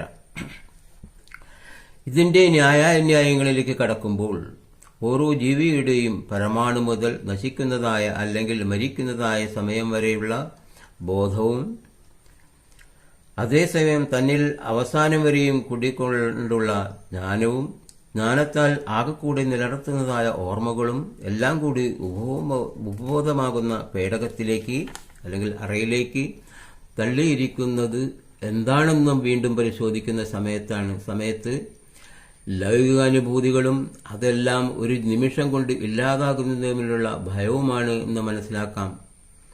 നാം നേടിയത് നമ്മിൽ നിന്നും നഷ്ടപ്പെടുമ്പോഴുണ്ടാകുന്ന അവസ്ഥ അല്ലെങ്കിൽ ഭയമാണെന്ന് കാണാൻ സാധിക്കുന്നു. നഷ്ടപ്പെടുന്നതെല്ലാം വീണ്ടും കിട്ടുമെന്ന ബോധമുള്ളപ്പോൾ നഷ്ടപ്പെടുന്നതിൽ സാധാരണ ഭയക്കാറില്ല. താൻ നേടിയതെല്ലാം ഒരു നിമിഷം കൊണ്ട് നഷ്ടപ്പെടുമ്പോൾ വീണ്ടും അത്തരമെന്ന് ആർജിക്കാനുള്ള വൈഷമ്യവും ജ്ഞാനക്കുറവും എല്ലാം കൂടി ചിന്തിക്കുമ്പോഴാണ് ഈ ഭയമെന്നും അനുമാനിക്കുന്നതിൽ തെറ്റില്ല. എങ്കിൽ ജനനത്തോടൊപ്പം തന്നെ ഭയമെന്ന ഒരു അവസ്ഥയും ഉണ്ടാകുന്നുണ്ടോ എന്ന് വീണ്ടും ചോദ്യമുയരുന്നു.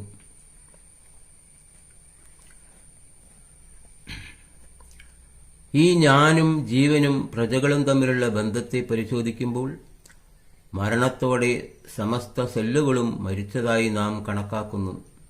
വാസ്തവത്തിൽ ഒരു ജീവിയുടെ മരണത്തോടെ സമസ്ത സെല്ലുകളും അതോടൊപ്പം തന്നെ നശിക്കുന്നില്ലെന്ന് വേണം മനസ്സിലാക്കാൻ. നായകൻ ഒരു സമൂഹത്തിൽ നിന്നും അന്തർധാനം ചെയ്തതായി മാത്രമേ കണക്കാക്കേണ്ടതുള്ളൂ. അതേസമയം മറ്റു സെല്ലുകളും വിട്ടകന്നു പോകുന്നു.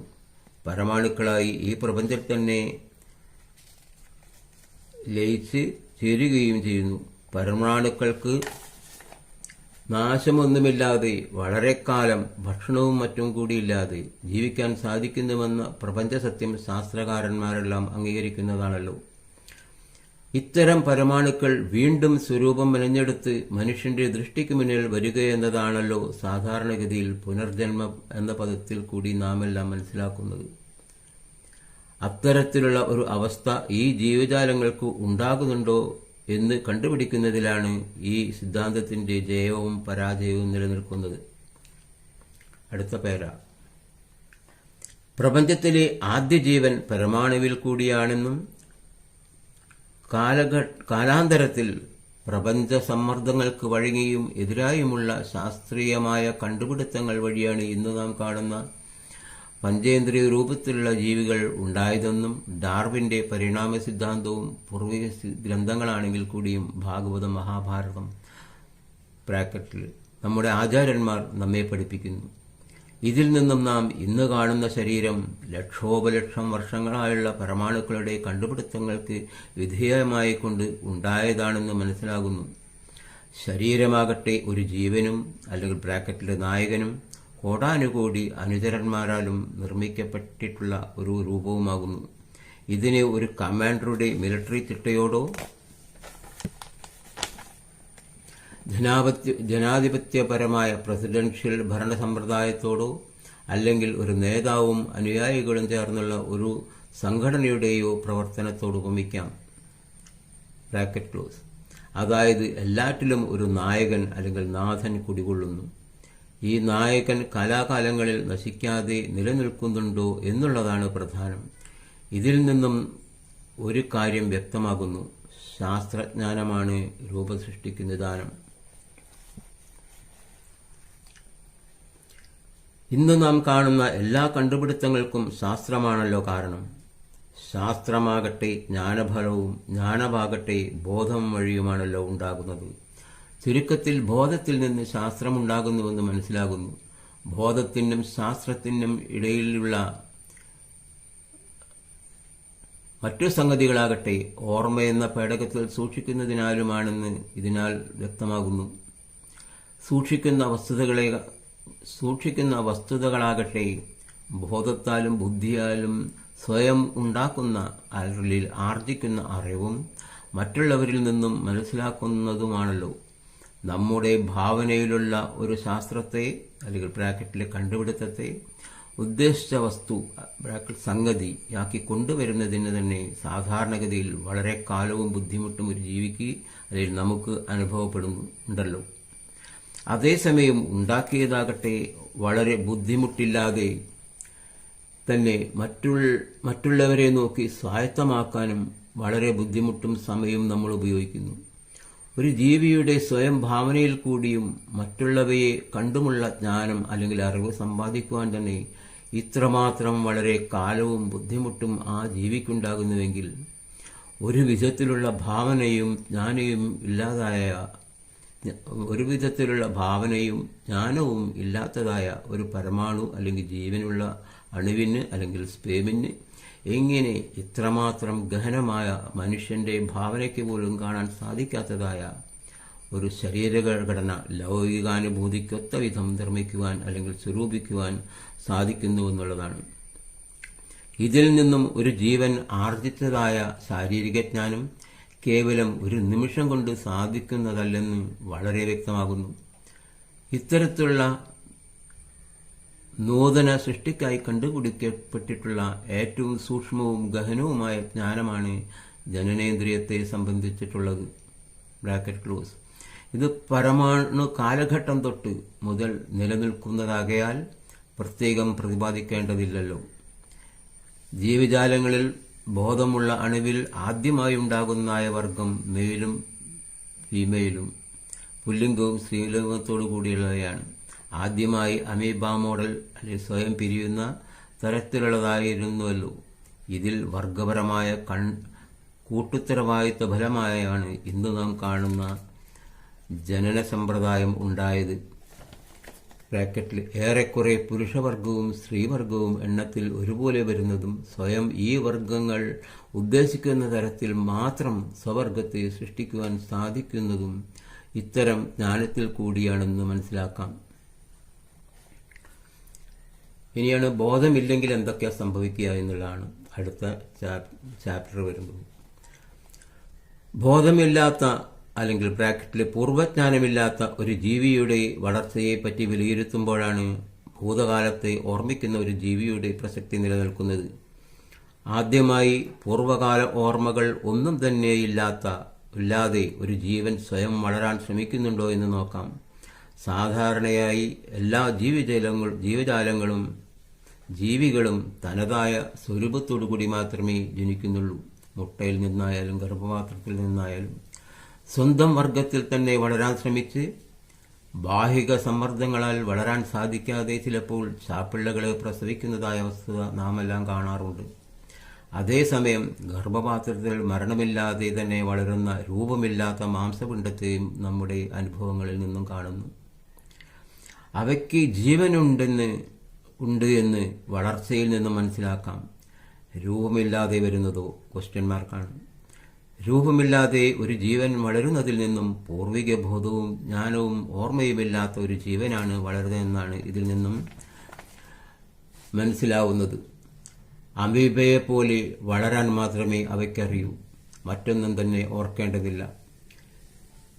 മേൽ വിവരിച്ചതായ വസ്തുതകളിൽ നിന്നും പൂർവിക ബോധവും ജ്ഞാനവും ഓർമ്മയുമുള്ള ഒരു ജീവന് മാത്രമേ വർഗപരമായ ഒരു രൂപം സൃഷ്ടിച്ചെടുക്കുവാൻ സാധിക്കുന്നുള്ളൂ എന്ന് മനസ്സിലാക്കാം.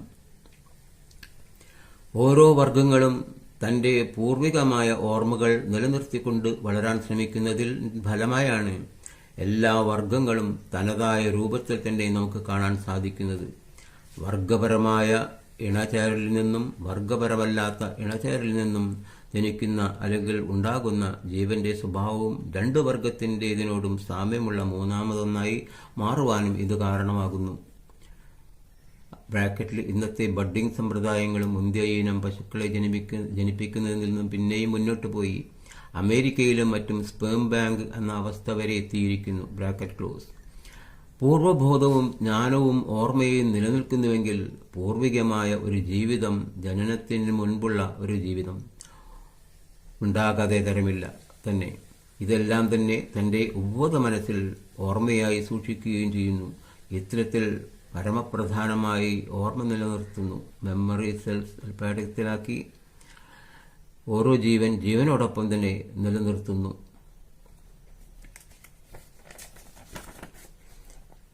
ഇനി അടുത്ത എപ്പിസോഡ് തുടങ്ങുന്നു മരണാനന്തര ഘട്ടം എന്നുള്ളതാണ്.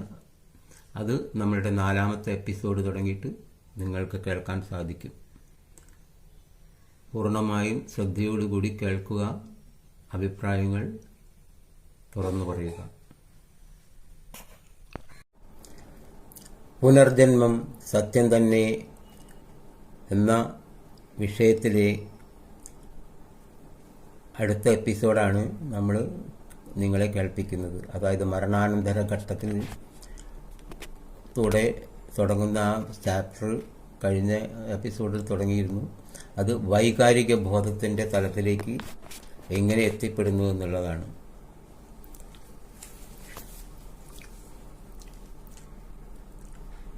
എല്ലാവരും ഇത് സബ്സ്ക്രൈബ് ചെയ്യുക. ലൈക്ക് അടിക്കാൻ ഞാൻ പറയില്ല, സബ്സ്ക്രൈബ് ചെയ്യുക.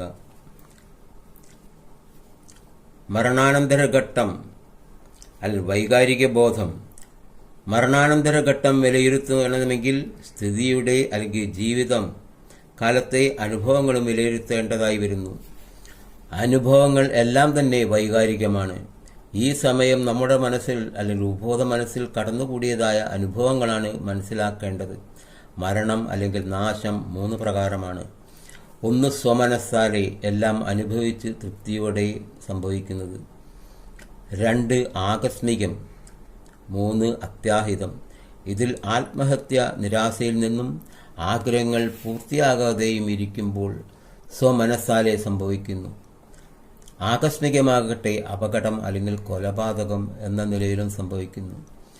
ഈ അവസ്ഥയിൽ ആകസ്മികമായുണ്ടാകുന്ന സംഭവത്തിൽ ജീവിച്ചിരിക്കുന്നതായ സമയത്തെ ആഗ്രഹങ്ങൾ പരമപ്രധാനമായും തികഞ്ഞു നോക്കേണ്ടതാണ്. ഇതിൽ വൈകാരികാനുഭവങ്ങളിൽ ഉണ്ടാകുന്ന പ്രേമം, സ്നേഹം, പക അല്ലെങ്കിൽ വൈരം എന്നിവ പ്രാധാന്യമർഹിക്കുന്നു. ഇതിൽ ഏതെങ്കിലും ഒന്നിനോ കൂട്ടായോ സാമാന്യത്തിൽ കവിഞ്ഞ സ്ഥാനം ബോധമനസ്സിൽ നിന്നും വിട്ട് ഉപബോധ മനസ്സിൽ അല്ലെങ്കിൽ ഓർമ്മയിൽ സൂക്ഷിക്കുന്നതിൽ നിന്നുമാണ് മരണശേഷം ശല്യമായും ഗുണകാംക്ഷികളായും പരേതാത്മാക്കൾ അല്ലെങ്കിൽ ജീവനും പ്രപഞ്ചത്തിൽ വിഹരിക്കുന്നുണ്ടെന്നാണ് പൂർവികന്മാരെ തോന്നിപ്പിക്കുന്നത്. മനഃശാസ്ത്രപരമായ അസുഖങ്ങൾ മാറ്റുന്നതായ അവസ്ഥയിൽ നിന്നും അത്തരം സംഭവങ്ങളെ മനസ്സിലാക്കാം. ഇത്തരത്തിലുള്ള വൈകാരിക ബോധത്തിന് തെളിവാണ് കോടതികളിലും മറ്റും തൂക്കിലേറ്റുന്നതിന് മുൻപായി ആഗ്രഹപൂർത്തീകരിക്കായി അധികൃതരെ പ്രേരിപ്പിക്കുന്നത്. ഇത്തരത്തിലുള്ള വൈകാരികമായ പകയുടെ ഉദാഹരണങ്ങളാണ് ജന്മശത്രുക്കളുടേതായ കാര്യത്തിൽ കാണാൻ സാധിക്കുന്നത്. കാരണങ്ങളൊന്നും തന്നെ ഇല്ലാതെ ഒരു ജീവജാലങ്ങളിലും മിത്രഭാവമോ ശത്രുഭാവമോ ഉണ്ടാകാൻ തരമില്ലെന്നാണ് ആചാര്യന്മാർ പറയുന്നത്. കാരണങ്ങളാണ് കാര്യത്തിന് നിദാനം എന്ന് എല്ലാവർക്കും അറിയാം. കാരണമറിയാതെ കാര്യത്തെ ഇല്ലായ്മ ചെയ്യാൻ സാധാരണ ശ്രമിക്കാറില്ലല്ലോ. കാരണത്തെ ഇല്ലായ്മ ചെയ്താൽ മാത്രമേ യഥാർത്ഥ ശത്രുതാഭാവം നമ്മളിലും ഇല്ലാതാക്കാൻ സാധിക്കുന്നുള്ളൂ. ഇത്തരത്തിലുള്ള സാഹചര്യങ്ങളുടെ അല്ലെങ്കിൽ ചുറ്റുപാടുകളുടെ പ്രവർത്തനത്തിൽ ഉള്ള അഭാവമാണ് എല്ലാറ്റിനും നിദാനം. ജന്മാന്തരമായ ശത്രുതയ്ക്കും കാരണമുണ്ടാകാമെന്ന് ഇതിനർത്ഥമാക്കേണ്ടതുള്ളൂ. ഇതിനുദാഹരണമാണ് കീരിയും പാമ്പും അല്ലെങ്കിൽ മയിലും പാമ്പും ബ്രാക്കറ്റിൽ. എന്നാൽ അത് കേവലം ഒരു പ്രയോഗം മാത്രമല്ലെന്നും ഒരു സത്യം കൂടിയാണെന്നും ആർക്കാണ് അറിഞ്ഞുകൂടാത്തത്? സാമാന്യബോധമുള്ള മനുഷ്യരിൽ ഇത്തരം ഭാവങ്ങൾ അധികമായി ഇല്ലാത്തതിനാലാകും പുനർജനനങ്ങളിൽ സാധാരണഗതിയിൽ ഓർക്കാതെ പോകുന്നത്. പൂർവിക ബോധത്താൽ ഒരു ജീവന് ശത്രുതയോടെ ജനിക്കാമെങ്കിൽ ജനനത്തിന് മുൻപും അതിന് ഉപോത്ബലമായ ചലനങ്ങളും ഉണ്ടാക്കാൻ ശ്രമിക്കാമല്ലോ. അതിനാൽ ഉപദ്രവിക്കാനായിക്കൊണ്ടും ഗുണം ചെയ്യാനായിക്കൊണ്ടും ഒരു ജീവൻ പ്രത്യേകം തയ്യാർ ചെയ്ത സംവിധാനങ്ങളിലൂടെ മറ്റുള്ളവരുടെ മുമ്പിൽ അല്ലെങ്കിൽ ആഗ്രഹിക്കുന്നവരുടെ മുമ്പിൽ പ്രത്യക്ഷപ്പെടുവാൻ ശ്രമിക്കുന്നു എന്ന് കരുതാം. അത്യഗാധമായ പ്രേമം ചിലപ്പോൾ ജന്മാന്തരങ്ങളോളം തന്നെ കാത്തിരിക്കാൻ ഒരു ജീവനെ പ്രേരിപ്പിക്കാം. സ്നേഹവും വൈരവും പ്രേമവും ഇത്തരത്തിൽ പുനർജനനത്തിന് മുന്നേ തന്നെത്താൻ ഉദ്ദേശിക്കുന്നവരുടെ മുമ്പിൽ പ്രത്യക്ഷപ്പെടുവാൻ ശ്രമിക്കാനുള്ള സാധ്യതയും വിരളമല്ല. ഇതിനു ഉദാഹരണങ്ങളാണ് ഇംഗ്ലീഷിൽ പറയുന്ന എക്സോസിസ്റ്റ്, മലയാളത്തിൽ മെയ്മേൽ വരിക, എന്നാൽ ശരീരത്തിൽ കൂടുക എന്നിവ. കൂടുവിട്ട് കൂടുമാറൽ യോഗികൾ പ്രത്യേകം പ്രാണായാമത്താൽ നേടിയെടുക്കുന്ന ഒരു കഴിവാണെന്ന് മനസ്സിലാക്കാം. മെയ്മേൽ വരുവാനായിക്കൊണ്ട് ഒരു ശരീരം താൽക്കാലികമായി തിരഞ്ഞെടുക്കുമ്പോൾ ജീവിച്ചിരിക്കുന്ന ആളിൽ ഉണ്ടായിരുന്ന സ്വഭാവവും മാറ്റത്തിന് തൊട്ടുമുമ്പുള്ള അവസ്ഥയും ഒന്ന് നോക്കാം. മിക്കവാറും സ്ത്രീകളുടെ ശരീരത്തിലാണ് ഇത്തരത്തിലുള്ള സ്വഭാവമാറ്റങ്ങൾ കാണുന്നത്. സംഭവിക്കുന്നതിന് തൊട്ടു മുൻപായി ആ സ്ത്രീ പുറപ്പെടുവിക്കുന്നതായ ശബ്ദങ്ങൾ, ചലനങ്ങൾ എന്നിവ ഒരു മനുഷ്യന്റെ മരണവെപ്രാളത്തോട് ഉപമിക്കാവുന്നതാണ്. ഒരു സ്ത്രീയും അനാവശ്യമായി മറ്റുള്ളവരുടെ മുൻപിൽ പരിഹാസത്തിന് പാത്രമാകാനായി ശ്രമിക്കുവാൻ വഴിയില്ലല്ലോ. ഈ വെപ്രാളവും ചലനങ്ങളും പിന്നെ എന്തുകൊണ്ടെന്നാൽ തന്റെ ജീവൻ അപകടത്തിലാണെന്നുള്ള ബോധത്തിലുള്ള ആ സ്വഭാവത്തോട് ഉപമിക്കാം. ഉദാഹരണമായി കൊലപാതകം, ഷോക്ക് തുടങ്ങിയ അവസ്ഥയിൽ പുറപ്പെടുവിക്കുന്ന ശബ്ദം, ചലനം. തന്റെ ശരീരത്തിൽ നിന്ന് തന്റെ ജീവൻ വേർപെടുത്താനായി കൊണ്ട് മറ്റൊരാൾ ശ്രമിക്കുമ്പോൾ ഉണ്ടാകുന്ന പരസ്പരം സംഘർഷമാണ്. തന്നേക്കാൾ ദുർബലമായ മനഃശക്തിയുള്ളവരെയാണ് ഇതിനായി തിരഞ്ഞെടുക്കുന്നതെന്ന് ഇതിൽ നിന്ന് മനസ്സിലാക്കാം. ദുർബല ശക്തിയെ തള്ളി കാര്യസാധ്യത്തിന് ശേഷം സ്വമനസ്സാലെ ഒഴിഞ്ഞു പോവുകയും ചെയ്യുന്നു. ഇതിനെ പരസ്പര സന്ധിയോട് ഉപമിക്കാം. ബ്രാക്കറ്റിൽ ഒഴിഞ്ഞു പോയതിനു ശേഷം ഉടമസ്ഥൻ വീണ്ടും സജീവമാകുന്നു. ഇത്തരത്തിലാണ് പ്രേതകഥകൾ ഉണ്ടാകുന്നത്. സംഗതികൾ ഇത്തരത്തിലാണെങ്കിലും മരണാനന്തരം ഒരു ജീവന് പഞ്ചഭൂത നിർമ്മിതമായ ഒരു ശരീരത്തിൽ കൂടിയല്ലാതെ കേവലം ഒരു പുകയോ പ്രകാശരൂപത്തിലോ ജീവിക്കുന്നവരുടെ മുൻപിൽ പ്രത്യക്ഷപ്പെടാൻ സാധിക്കുകയില്ല എന്നാണ് അനുമാനിക്കേണ്ടത്. കാരണം പഞ്ചഭൂത നിർമ്മിതമായ ശരീരം ഒരു നിമിഷം കൊണ്ട് അല്ലെങ്കിൽ ചുരുങ്ങിയ സമയം കൊണ്ട് നിർമ്മിക്കുവാനോ അതുപോലെ അദൃശ്യനാക്കാനോ ശാസ്ത്രീയ കാരണങ്ങളാൽ അസാധ്യമാണെന്ന് തന്നെ. എങ്കിലും ഉപബോധ മനസ്സിനെ സ്വാധീനിച്ചുകൊണ്ട് ജീവിക്കുന്നവരിൽ സ്വപ്നരൂപേണ പ്രത്യക്ഷപ്പെടാൻ ശ്രമിക്കുന്നതിനുള്ള സാധ്യതകൾ തള്ളിക്കളയാനും നിവൃത്തിയില്ല. ഹിപ്നോട്ടിസം ഒരു ഉദാഹരണമാണല്ലോ. തന്ത്രവിധികളാൽ മനഃശാസ്ത്രപരമായ ഇത്തരം രോഗങ്ങൾ മാറ്റുന്നതും നാം കാണുന്നുണ്ടല്ലോ. തന്ത്രവിദ്യകളും ശാസ്ത്രങ്ങളും ഒരുപക്ഷെ സത്യമാണെങ്കിൽ തന്നെ അതിൽ നിന്നും മുതലെടുപ്പ് നടത്തി ജീവിക്കുന്നവരെയും കാണാം. കുടിയേറപ്പെട്ട ജീവൻ കുടിയേറിയ ശരീരത്തെ ഉപയോഗിച്ച് മരിച്ചുപോയവരുടെ സ്വഭാവത്തോടെയും ശബ്ദത്തോടെയും പ്രവർത്തിക്കുമ്പോൾ അല്ലെങ്കിൽ ചലനം സൃഷ്ടിക്കുമ്പോൾ കാണികളായി ജീവിച്ചിരിക്കുന്നവർക്ക് സ്വഭാവങ്ങളും ശബ്ദങ്ങളും മറ്റും തിരിച്ചറിഞ്ഞ് ഇന്ന ആളാണ് ഈ ശരീരത്തിൽ കുടിയേറിയിരിക്കുന്നതെന്നും നിഷ്പ്രയാസം അറിയാൻ സാധിക്കുന്നു. ഇതിൽ ഒരാൾക്ക് മറ്റൊരാളുടെ ശബ്ദത്താൽ സംസാരിക്കാൻ കഴിയുന്നതിൽ നിന്നുമാണ് ആളെ കൂടുതൽ വ്യക്തമാകുന്നത്. ഒരു സ്ത്രീക്ക് പുരുഷന്റെ, അതായത് മരിച്ച ആളുടെ അതേ ശബ്ദത്താലും ശൈലിയാലും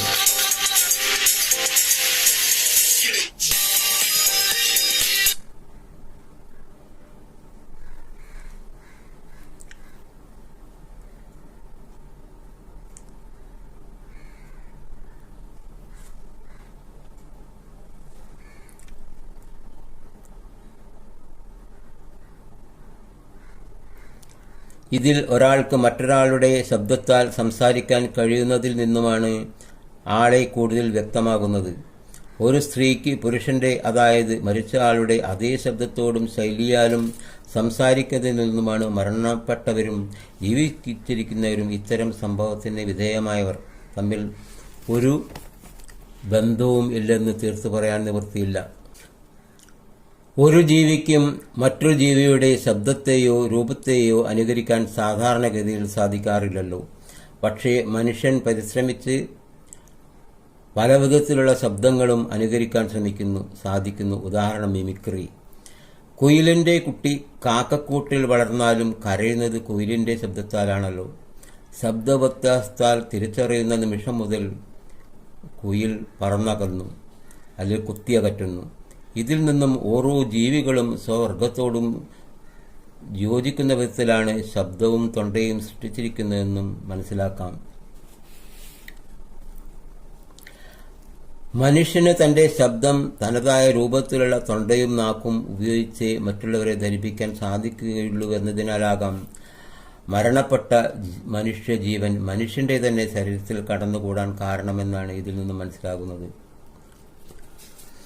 കഴിഞ്ഞകാല ഓർമ്മകളുടെ പ്രസക്തിയിലേക്ക് തിരിഞ്ഞു നോക്കുമ്പോൾ നിലനിൽക്കുന്ന കാലഘട്ടത്തിൽ തന്നെ ഓർമ്മശക്തി നശിക്കുമ്പോൾ ഉണ്ടാകുന്ന അവസ്ഥ എന്തെന്ന് നോക്കാം. ചില പ്രത്യേക സാഹചര്യങ്ങളിൽ ഉണ്ടാകുന്ന ചില പ്രത്യേക തരത്തിലുള്ള അപകടങ്ങൾ ചിലപ്പോൾ ചില ആളുകളിൽ അല്ലെങ്കിൽ ജീവിച്ചിരിക്കുന്ന അവസ്ഥയിൽ തന്നെ തൊട്ട് മുൻപ് വരെ ഉണ്ടായിരുന്ന ഓർമ്മകൾ വരെ നശിക്കുന്നതായി കാണുന്നു. അത്തരം ആൾക്കാർ ഒരു പുതിയ ആളെപ്പോലെയും അല്ലെങ്കിൽ തീരെ വിദ്യാഭ്യാസമില്ലാത്തവരെ പോലെയും പ്രവർത്തിക്കുന്നതായി സാധാരണ കണ്ടുവരുന്നു. അതിൽ മെമ്മറി സെൽസും നിയന്ത്രിതാവും തമ്മിലുള്ള ബന്ധം വിച്ഛേദിച്ചിരിക്കുന്നതിനാലാണ് അത്തരത്തിൽ സംഭവിക്കുന്നത്. പക്ഷേ അവിടെ സെല്ലുകളുടെ ബന്ധങ്ങൾ നശിക്കുന്നതായ കാലത്തോളം മറ്റേതെങ്കിലും സാഹചര്യങ്ങളിൽ വീണ്ടും കൂടിച്ചേരാനുള്ള സാധ്യതയുണ്ടാകുമ്പോൾ വീണ്ടും പൂർവ്വകാല ഓർമ്മകൾ തിരിച്ചു കിട്ടുന്നതും വൈദ്യശാസ്ത്ര സംബന്ധമായി നമുക്ക് കാണാൻ സാധിക്കുന്നു.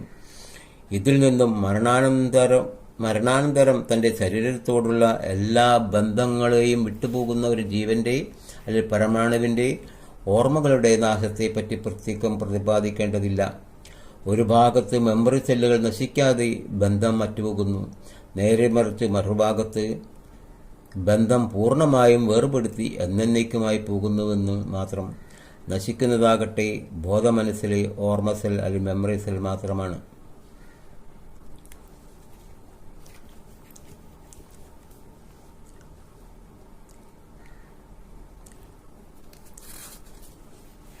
ഇനി നമുക്ക് മനസ്സിലാക്കാനുള്ളത് മരണശേഷം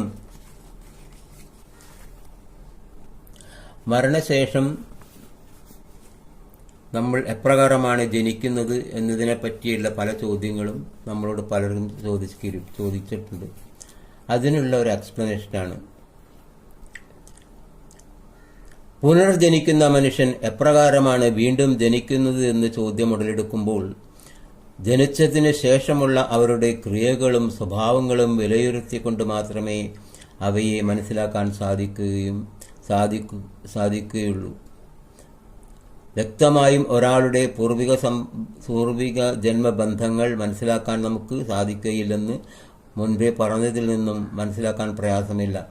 കാരണം ലൗകികമായ ഓർമ്മകളേക്കാൾ പ്രധാനമായി ജീവികൾ ശാരീരിക ജ്ഞാനമാണ് കൂടുതലായി ഉപബോധമെന്ന പേടകത്തിൽ ഓർമ്മയായി സൂക്ഷിക്കുക എന്നതിനാലാണ്. എങ്കിലും പുനർജനിക്കുന്ന മനുഷ്യൻ എത്തരത്തിലാകാനാണ് സാധ്യതയെന്ന് നോക്കുമ്പോൾ വർത്തമാന കാലഘട്ടത്തിൽ ജീവിച്ചിരിക്കുന്ന മനുഷ്യരുടെ ക്രിയകളും സ്വഭാവങ്ങളും രൂപങ്ങളും പ്രത്യേകമായി വിലയിരുത്തി നോക്കേണ്ടി വരുന്നു. കർമ്മഫലങ്ങൾക്കനുസൃതമാണ് പുനർജന്മത്തിന് കാരണമെന്നും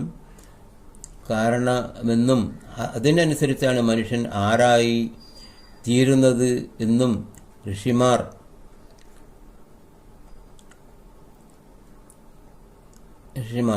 സൽക്കർമ്മങ്ങൾ ചെയ്താൽ നന്മ വരുമെന്നും ദുഷ്കർമ്മങ്ങൾ ചെയ്താൽ തിന്മയെ ഉണ്ടാകുകയുള്ളൂ എന്ന് അവർ ആണായിട്ട് പറയുന്നു. അതിൽ സത്യമില്ലാതുണ്ടോ? എല്ലാ കർമ്മങ്ങൾക്കും റിയാക്ഷൻ തുല്യമായി വന്നാൽ അത്തരമാകാനേ തരമുള്ളൂ. എങ്കിലും ഈ ജന്മത്തിൽ നന്മ മാത്രം ചെയ്ത് ശീലമുള്ള അല്ലെങ്കിൽ ജീവിതം നയിക്കുന്ന മനുഷ്യർ ഈ ജന്മത്തിൽ തന്നെ സർവ്വദുരിതങ്ങൾക്കും കാരണമായി തീരുന്നതിൽ നിന്നും മുൻ ജന്മ പാപഫലങ്ങളാണ് ഇതിന് കാരണമെന്ന് പറയുന്നതല്ലാതെ തെളിവായി ഒന്നും നൽകാൻ കഴിയുന്നില്ല. വാസ്തവത്തിൽ പാപപുണ്യ പ്രവൃത്തികൾ കൊണ്ട് ഈ ജന്മത്തിൽ തന്നെ പ്രതിഫലം തരും എന്ന കാര്യത്തിൽ ആരും തർക്കിക്കില്ല. വരും ജന്മത്തിൽ എങ്ങനെ അനുഭവിക്കുമെന്ന് അറിയുകയുമില്ല. അതുകൊണ്ട് ഈ ജന്മത്തിലെ കർമ്മഫലം അപഗ്രഥിച്ച് കണ്ടെത്താൻ സാധിക്കൂ. ഈ ജന്മത്തിൽ തന്നെ ആദ്യകാലങ്ങളിൽ ദുഷ്കർമ്മങ്ങൾ ചെയ്ത് സ്വയമേവ മാറ്റം വന്ന് സൽക്കർമ്മങ്ങൾ ചെയ്യുന്നവരെ നമുക്ക് കാണാം. അതുപോലെ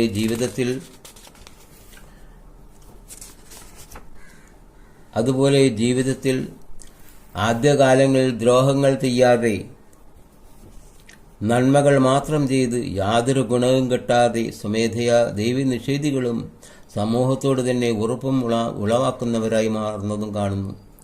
കൂടാതെ ദുഷ്കർമ്മങ്ങൾ ചെയ്യുന്നവരുടെ ദുഷ്കർമ്മങ്ങൾ ചെയ്യുന്നവരുടെ സന്താനങ്ങൾ നല്ലവരായും സൽക്കർമ്മങ്ങൾ ചെയ്യുന്നവരുടെ മക്കൾ ചീത്തവരായും വരുന്നു. ഈ ജന്മത്തിൽ തന്നെ അവരവരുടെ സ്വഭാവത്തിനും പരമ്പരകൾക്കും ഈ വിധം അനുഭവങ്ങൾ ഉണ്ടാകുന്നുവെങ്കിൽ മരണശേഷവും ഈ മാറ്റങ്ങൾ ഉണ്ടാകാനുള്ള സാധ്യത നിഷേധിക്കാൻ എങ്ങനെയാണ് സാധിക്കും? എന്തെന്നാൽ നാം ചെയ്യുന്ന ഓരോ കർമ്മങ്ങളുടെയും ആത്യന്തിക ഫലം ഓരോരുത്തരും ഓർമ്മയായി അവരവരുടെ ഉപബോധമാകുന്ന മനസ്സിൽ പേടകത്തിൽ സൂക്ഷിക്കുന്നുവെന്ന് പറഞ്ഞിരുന്നുവല്ലോ. എന്താണ് ഈ ആത്യന്തിക ഫലങ്ങൾ? നാം ചെയ്യുന്ന ഓരോ കർമ്മങ്ങൾക്കും തീർത്തും വിപരീതമായി തിക്താനുഭവങ്ങളാണ് ഉണ്ടാകുന്നതെങ്കിൽ ഈ തിക്താനുഭവങ്ങളാണ് സൽക്കർമ്മങ്ങളെക്കാൾ ആദ്യമായി ഉപബോധ മനസ്സിൽ എത്തിപ്പെടുന്നത്. അതുപോലെ ദുഷ്കർമ്മങ്ങൾ ചെയ്യുന്ന വ്യക്തി ആ കർമ്മങ്ങൾ ചെയ്യുമ്പോഴും ഉള്ളിൽ ജനിക്കുന്ന കുറ്റബോധം, അതായത് ചെയ്യാൻ നിർബന്ധിതനായതാണെന്ന് തോന്നലും കർമ്മത്താലുണ്ടാകുന്ന തിക്താനുഭവങ്ങളും ഉണ്ടാകുമ്പോൾ സൽക്കർമ്മങ്ങൾ ചെയ്യാനുള്ള പ്രേരണ ആ ജീവനിലുണ്ടാവുകയും ആ ബോധം ഓർമ്മയായി ഉപബോധ മനസ്സിൽ ചെന്നെത്തുന്നു. ചുരുക്കത്തിൽ സൽക്കർമ്മങ്ങൾ ചെയ്യുന്നവർക്ക് തക്കതായ പ്രതിഫലം സമൂഹത്തിൽ നിന്ന് കിട്ടാതെ വരുമ്പോൾ അവരുടെ ആത്മാവിലുണ്ടാകുന്ന രോഷം അവർ തന്നെ അറിയാതെ ഉപബോധ മനസ്സിൽ കടന്ന് അടുത്ത ജന്മത്തിൽ വിപരീത സ്വഭാവം കാണിക്കാൻ ഉള്ള സാധ്യത തള്ളിക്കളയാൻ പ്രയാസം. അതുപോലെ ദുഷ്കർമ്മങ്ങൾ ചെയ്ത് ഒരു പരാജയവും ജീവിതത്തിൽ സംഭവിക്കാതിരിക്കുകയോ മനപ്രയാസം പോലുമോ തോന്നാത്തവർ അടുത്ത ജന്മങ്ങളിൽ വീണ്ടും ദുഷ്ടന്മാരായും ജനിച്ചിരിക്കാം. പക്ഷേ ഇവിടെ സൽക്കർമ്മം ചെയ്യുന്നവരെ ശിക്ഷിക്കുന്ന പ്രവണതയാണ് സമൂഹത്തിൽ അല്ലെങ്കിൽ പ്രകൃതിയിൽ കാണുന്നത്. അവർ ആ സത്യം സമൂഹത്തോട് പറയുമ്പോൾ മോഹമാണ് എല്ലാ ദുഃഖങ്ങൾക്കും കാരണമെന്നും മോഹിക്കാതെ സൽക്കർമ്മങ്ങൾ മാത്രം ചെയ്യുവാൻ സമൂഹം പ്രത്യേകിച്ചും യോഗികളും പറയുന്നു. വാസ്തവത്തിൽ കണക്കിലെ -(-) ഇവിടെ ജീവിതത്തിലും ഈ തത്വം തന്നെയാണ് സംഭവിക്കുന്നത്. തിന്മ ചെയ്യുന്നവർക്ക് സ്വജീവിതത്തിൽ തന്നെ ശിക്ഷ ലഭിക്കാതെ വരുമ്പോഴും നന്മ ചെയ്യുന്നവർക്ക് ജീവനിൽ ദുഃഖം മാത്രം അനുഭവപ്പെടുമ്പോൾ അവരവരുടെ അടുത്ത ജനനം സമൂഹത്തിന് ദോഷമാകുന്നു. അതുകൊണ്ട് ദുഷ്കർമ്മങ്ങൾ ചെയ്യുന്നവരെ മനസ്സിലാക്കി ശിക്ഷിക്കാൻ സാധിക്കുന്നില്ലെങ്കിലും സൽക്കർമ്മങ്ങൾ ചെയ്യുന്നവരെ സഹായിക്കുകയും രക്ഷിക്കുകയും ചെയ്യേണ്ടതായ കടമ സമൂഹവും ഗവൺമെൻറ്റും മനസ്സിലാക്കിയാൽ നന്നായി. ചുരുക്കത്തിൽ മനുഷ്യൻ കാക്കയും പട്ടിയും ഒന്നുമാകില്ലെന്നും മറിച്ച് സൽക്കർമ്മങ്ങൾ ചെയ്യുന്നവരായും ദുഷ്കർമ്മങ്ങൾ ചെയ്യുന്നവരായും മാറി ജനിക്കാനുള്ള സാധ്യതകൾ വളരെ ഏറെയാണ്. മുൻകാലാനുഭവങ്ങളും ഓർമ്മകളും ജ്ഞാനങ്ങളും തന്നെ ഇല്ലാത്തൊരു പുതിയ ജീവൻ പ്രപഞ്ചത്തിൽ ഉടലെടുക്കുന്നതിൻ്റെ ഫലമാകാം ജീവിച്ചിരിക്കുന്ന ജീവികളെ നശിപ്പിക്കാൻ ശ്രമിക്കുന്നതായ പുതിയ തരം ബാക്ടീരിയകൾ ഉണ്ടാകുന്നത്. അവ പെരുകി ശരീരത്തിൽ പ്രവേശിപ്പിച്ച് പല വിധത്തിലുള്ള അസുഖങ്ങളും ഉണ്ടാകാനിടയാകുന്നു. ഇതിൽ നിന്നും തനതായ സ്വഭാവ ഗുണങ്ങളൊന്നും തന്നെ ഇല്ലാത്ത ഒരു പുതു ജീവനെ മനുഷ്യൻ തന്നെ സൃഷ്ടിക്കാൻ നോക്കുമ്പോൾ അത്തരമൊരു ജീവന്റെ ഉദ്ഭവം ചിലപ്പോൾ ഏറ്റവും ഭീകരമായ രോഗാണുക്കളായി പ്രപഞ്ചത്തിൽ പ്രത്യക്ഷപ്പെടുവാനുള്ള സാധ്യതകളും തള്ളിക്കളയാൻ പ്രയാസമുണ്ടെന്നാണ് തോന്നുന്നത്. ഇത്തരത്തിൽ ഇന്ന് അമേരിക്കയിൽ നടത്തിക്കൊണ്ടിരിക്കുന്നതായ ജനിതക കണ്ടുപിടുത്തങ്ങൾ അല്ലെങ്കിൽ പരീക്ഷണങ്ങൾ ഗുണത്തോടൊപ്പം തന്നെ ഭയങ്കരമായ ദോഷഫലങ്ങൾക്കും ഇടയാക്കാവുന്നതാണ്. അത് ഭാവിയെപ്പറ്റി ബോധമുള്ള ശാസ്ത്രജ്ഞന്മാരും ബുദ്ധിജീവികളും ഭരണകർത്താക്കളും വിലയിരുത്തട്ടെ. ഇതാണ് എൻ്റെ ഈ ആർട്ടിക്കിളിൻ്റെ ലാസ്റ്റ് പോയിന്റ്. കാരണം ഒരു ബോധവുമില്ലാത്തൊരു ജീവനെ നമ്മൾ സൃഷ്ടിക്കാൻ ശ്രമിച്ചു കഴിഞ്ഞാൽ അത് ഏത് തരത്തിലാണ് അത് പ്രവർത്തിക്കുക എന്നുള്ളതാണ് നമുക്ക് നിശ്ചയമില്ലാത്തത്. അതുകൊണ്ടാണ് പ്രപഞ്ചത്തിൽ പുതുതായി സൃഷ്ടിക്കപ്പെടുന്ന ബാക്ടീരിയകളും അല്ലെങ്കിൽ വൈറസുകളും ഭയങ്കര മാരകമായ രോഗങ്ങളായി നമ്മുടെ മുന്നിൽ പ്രത്യക്ഷപ്പെടുന്നത്. അപ്പം ഞാൻ പറഞ്ഞതിൽ നിന്നും ഒരു പുനർജന്മം സത്യമാണെന്ന് ഞാൻ പറഞ്ഞെങ്കിലും നിങ്ങൾക്കത് ബോധ്യപ്പെട്ടു എന്നുള്ളത് നിങ്ങളടിക്കുന്ന സബ്സ്ക്രൈബും നിങ്ങളടിക്കുന്ന ലൈക്കും കണ്ടുകൊണ്ടേ മനസ്സിലാക്കാൻ നിർവാഹമുള്ളൂ. അത് കാരണം എല്ലാവരും ദയവായി ഇത് മുഴുവൻ ഒന്നുകൂടി വായിച്ച് അല്ലെങ്കിൽ കേട്ട് സ്വയം മനസ്സിലാക്കിയതിന് ശേഷം ലൈക്ക് അടിക്കുവാനും ഷെയർ ചെയ്യുവാനും സബ്സ്ക്രൈബ് ചെയ്യുവാനും മറക്കാതിരിക്കുക. എല്ലാവർക്കും നല്ലത് ഭവിക്കട്ടെ. നന്ദി.